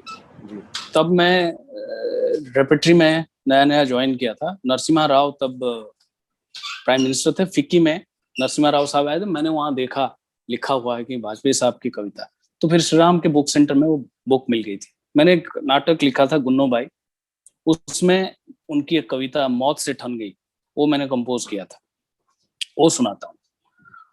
वो सब हम कहीं ना कहीं बल देता है वो। जूझने का मेरा कोई इरादा न था, जूझने का मेरा कोई इरादा न था, मोड़ पर मिलेंगे इसका वादा न था, मोड़ पर मिलेंगे इसका वादा न था। रास्ता रोक कर वो खड़ी हो गई, रास्ता रोक कर वो खड़ी हो गई, यूं लगा जिंदगी से बड़ी हो गई, यूं लगा जिंदगी से बड़ी हो गई। मैं जी भर जिया मैं मन से मरूं, मैं जी भर जिया मैं मन से मरूं, लौट के आऊंगा कुछ से क्यों डरूं, लौट के आऊंगा कुछ से क्यों डरूं। तू दबे पांव चोरी छिपे से ना सामने वार कर, दबे पांव चोरी छिपे से ना सामने वार कर, मौत से बेखबर जिंदगी का सफर, मौत से बेखबर जिंदगी का सफर। बात ऐसी नहीं कि कोई गम ही नहीं, जिंदगी सिलसिला आजकल का नहीं। रास्ता रोक कर वो खड़ी हो गई, रास्ता रोक कर वो खड़ी हो गई, यूं लगा जिंदगी से बड़ी हो गई, यूं लगा जिंदगी से बड़ी हो गई। जूझने का मेरा कोई, जूझने का मेरा कोई इरादा न था। क्या बात, ऐसा कुछ। बहुत बढ़िया, थैंक यू। बहुत बढ़िया, तो ऐसे कुछ था वो। बहुत बहुत आनंद आ रहा है। ये एक मतलब जो मैं सवाल वो कर रहा हूँ कि जो जिनसे लोग जूझ रहे हैं, जो गाहे बगाहे हम तक आती है बातें कि जैसे ताजमहल का टेंडर एक सफल व्यावसायिक हिंदी रंगमंच में एक व्यावसायिक नाटक है। रंजीत कपूर साहब के नाटक व्यावसायिकता को लिए हुए हैं, लेकिन उसमें भी खुरपेच पैदा की जाने लगती है और दूसरी तरफ शिकायत होती है कि हिंदी रंगमंच व्यावसायिक नहीं है। अब ये जो विरोधाभास है, इस तरह की जो बातें हैं, और खासकर वो गणमान्य लोग ही करते हैं जिनके हिस्से में है कि अगर व्यावसायिकता है, अगर टिकट बिक रहा है, दर्शक जुड़ रहे हैं, तो अब नहीं, अब उसको वहां पे कुछ और एक दीवार खड़ी कर देनी है, इसको इस चलन में नहीं चलने देना है। तो ये जो पूर्वाग्रह लोगों के दिलो दिमाग में है, खासकर हिंदी रंगमंच में, इसके बारे में आपकी कोई टिप्पणी? कोई रूढ़िवादी सामंतवादी सोच से ग्रसित हैं। जैसे पिछले दिनों कोवैक्सीन एक हिंदुस्तान के साइंटिस्ट ने लोगों ने बनाया, तो जैसे आया कैसे लोगों ने कहा कि ये कोई वैक्सीन है, ये तो झूठ है, क्योंकि हम पहले से मान के चलते हैं कि हमारे देसी लोगों से कुछ नहीं होगा। करेंगे तो हम जो अंग्रेजियत से मेरा मतलब कतई उस भाषा से या उस भाषा की अपनी महानता है, और उस भाषा के थ्रू हम बहुत अच्छी अच्छी चीजें भी सीखते हैं, लेकिन जो झूठ मूठ ओढ़ के लोग सामंतवादी प्रथा में विश्वास करके चलते हैं, सिस्टम को चलाते हैं, उनकी वजह से ये होता है। ताजमहल का टेंडर जब हुआ तब ये फेसबुक नहीं था, यूट्यूब नहीं था। जो वायरल नाम की बात हम कर रहे हैं वो उस टाइम वायरल हुआ था फिजिकली। मेरठ में होने लगा, लखनऊ में होने लगा, बरेली में होने लगा, लंदन में होने लगा, जर्मनी में होने लगा। जर्मन लैंग्वेज में ट्रांसलेट होके वो प्ले वहां हुआ है। सो रंगमंच में अगर लोगों को कोई चीज पसंद आती है, उसको कमर्शियल कह के ऐसे नकारना, ये अपने आप में एक क्राइम है। क्या उसमें कोई नंगा नाच हो रहा था? क्या रंजीत साहब जो प्ले करते थे, क्या उसमें कोई कटाक्ष नहीं है? क्या उसमें कोई सटायर नहीं है? कोई इनडायरेक्टली कोई मैसेज समाज के लिए नहीं है? क्या उसमें कला नहीं है? क्या उसमें अभिनय नहीं है, संगीत नहीं है? क्या नाटकों के जितने आयाम हैं, जितने विभाग हैं, उसका एक्सपेरिमेंटेशन या प्रयोग नहीं है? तो फिर ये झूठ, जैसे मतलब लोगों को लगता है कि 100 बार झूठ बोलने से सच हो जाएगा, जिसको हम साइकोलॉजिकल प्रॉब्लम कहते हैं, कि मैं सोचूं कि भाई मुझे दिमागी प्रॉब्लम है, मुझे कोई कह दे और मैं उसको मान लूं, और मैं बार बार यही सोचूं, थोड़े दिन के बाद मैं साइकेट्रिस्ट के पास पहुंचूंगा। सो ये एक साजिश है कि एक झूठ को उड़ाओ, इस कदर उड़ाओ। और ये जो गण और मान्य है, ये गणों में जो मान्यता जो गण ने ही दिया है ना, उनको जनता ने मान्यता दी है। तो जनता जब दूसरे को मान्यता दे रही है, क्योंकि साइंटिफिक अप्रोच नहीं है, स्पोर्ट्समैनशिप नहीं है। तेंदुलकर जब सेंचुरी मारता है, गावस्कर साहब भी मानते हैं, लेकिन हमारे यहाँ के जो गावस्कर हैं वो मानने के लिए तैयार नहीं है। उनसे बल्ला उठ नहीं रहा है, तब भी कह रहे हैं नहीं नहीं देखा मैंने सेंचुरी मार। नहीं सर, कैच आउट हो गए आप। कह रहे नहीं, तुम झूठ बोल रहे हो। तो अब क्या करें? अब साइंटिफिक अप्रोच नहीं है, स्पोर्ट्समैनशिप नहीं है, तो उसमें फिर भाषा की भी चलती है अनफॉर्चुनेटली, कि ये उड़ीसा से आके ये हिंदी भाषा को जानते क्या है, ये हिंदी नाटक करेंगे। भाई साहब, हम हिंदी सीखें और हिंदी कहें, ये हिंदुस्तान में एक सोच है कि एक भाषा जो कॉमन जैसे इंग्लिश है वैसे हो, तो हम उस भाषा को सीख रहे हैं, हम उस भाषा के ऊपर काम कर रहे हैं, उस भाषा में काम कर रहे हैं। उसमें आपको ये पैंतरा, ये उल्टा चाल, अरे ये उड़िया लोग, ये बंगाली लोग, ये सब बहुत तमाम चीजें करते हैं। वहां जो चौराहा है ना मंडिया, उसका वहां बैठ के वही चलता है। ये जो नाटक करने वाले लोगों का काम ये है। नाटक करने वाले कारण जी ये सब में पढ़ते नहीं थे, वो घूमते रहते थे इधर इधर इधर उधर। वो भी तो दक्षिण भाषी थे, वो भी तो आके हिंदी सीखा। यस, हिंदी पे पूरा कमांड, हिंदी के साहित्य को, जयशंकर प्रसाद जैसे लोगों को वंचित करने का जो वो सामर्थ्य था, किसी और ने तो नहीं लिया, वो कारण जी ने लिया। तो तमाम विपरीत परिस्थितियों में भी हमारे बीच में चित्तरंजन त्रिपाठी जैसे लोग हैं, तो हमें तो सकारात्मक होकर ही चलना है। और मैं तो बहुत अच्छा भविष्य देखता हूँ इन तमाम विरोधाभास के बाद भी ना। मुझे लगता है कि सिलसिले बहुत ही ऊर्जावान हैं, और ऐसे ही हम टकराते रहेंगे, जूझते रहेंगे और उससे कुछ नया निकाल के आगे बढ़ते रहेंगे। और आप में तो इतनी क्षमता है कि आपको तो आप अकेले में भी पूरा जी सकते हैं अपनी संगीत को लेके, और इतनी तमाम चीजें, लेखन आपका शुरू हो चुका है, निर्देशन आपका नाटक में भी है, मीडिया में भी है, अभिनय के सिलसिले आगे बढ़ ही रहे हैं। तो मैं पूरी दुआ करूंगा कि आप कुछ कहना चाह रहे हैं। हाँ, मैं ये कह रहा हूँ कि इसमें क्या होता है कि हमें मंच चाहिए, जिसको आज प्लेटफॉर्म के मतलब आजकल MX प्लेयर हो गया, यूट्यूब हो गया, Amazon हो गया, सो सबको कहीं ना कहीं मंच चाहिए, कमानी चाहिए, या पृथ्वी चाहिए, या Amazon चाहिए। वो नहीं मिलता है तो मन कई बार उदास होता है, मन टूटता है, मन कहता है चुप रहे, क्या गाना गाना, चुप रहे, क्या लिखना, किसके लिए लिखना। तो वहां पे एक मोहन उप्रेती साहब एक गाना सिखा के गए हैं हमारे साथ, उन्होंने काम किया था, great music teacher, music director. उन्होंने एक बात कही थी, एक गाना सिखाया था, वो गाना मैं गा के इसको समाप्त करना चाहूंगा मेरी तरफ से। मस्तियां लुटाए जा, मस्तियां लुटाए जा, कोई सुने या ना सुने, कोई सुने या ना सुने,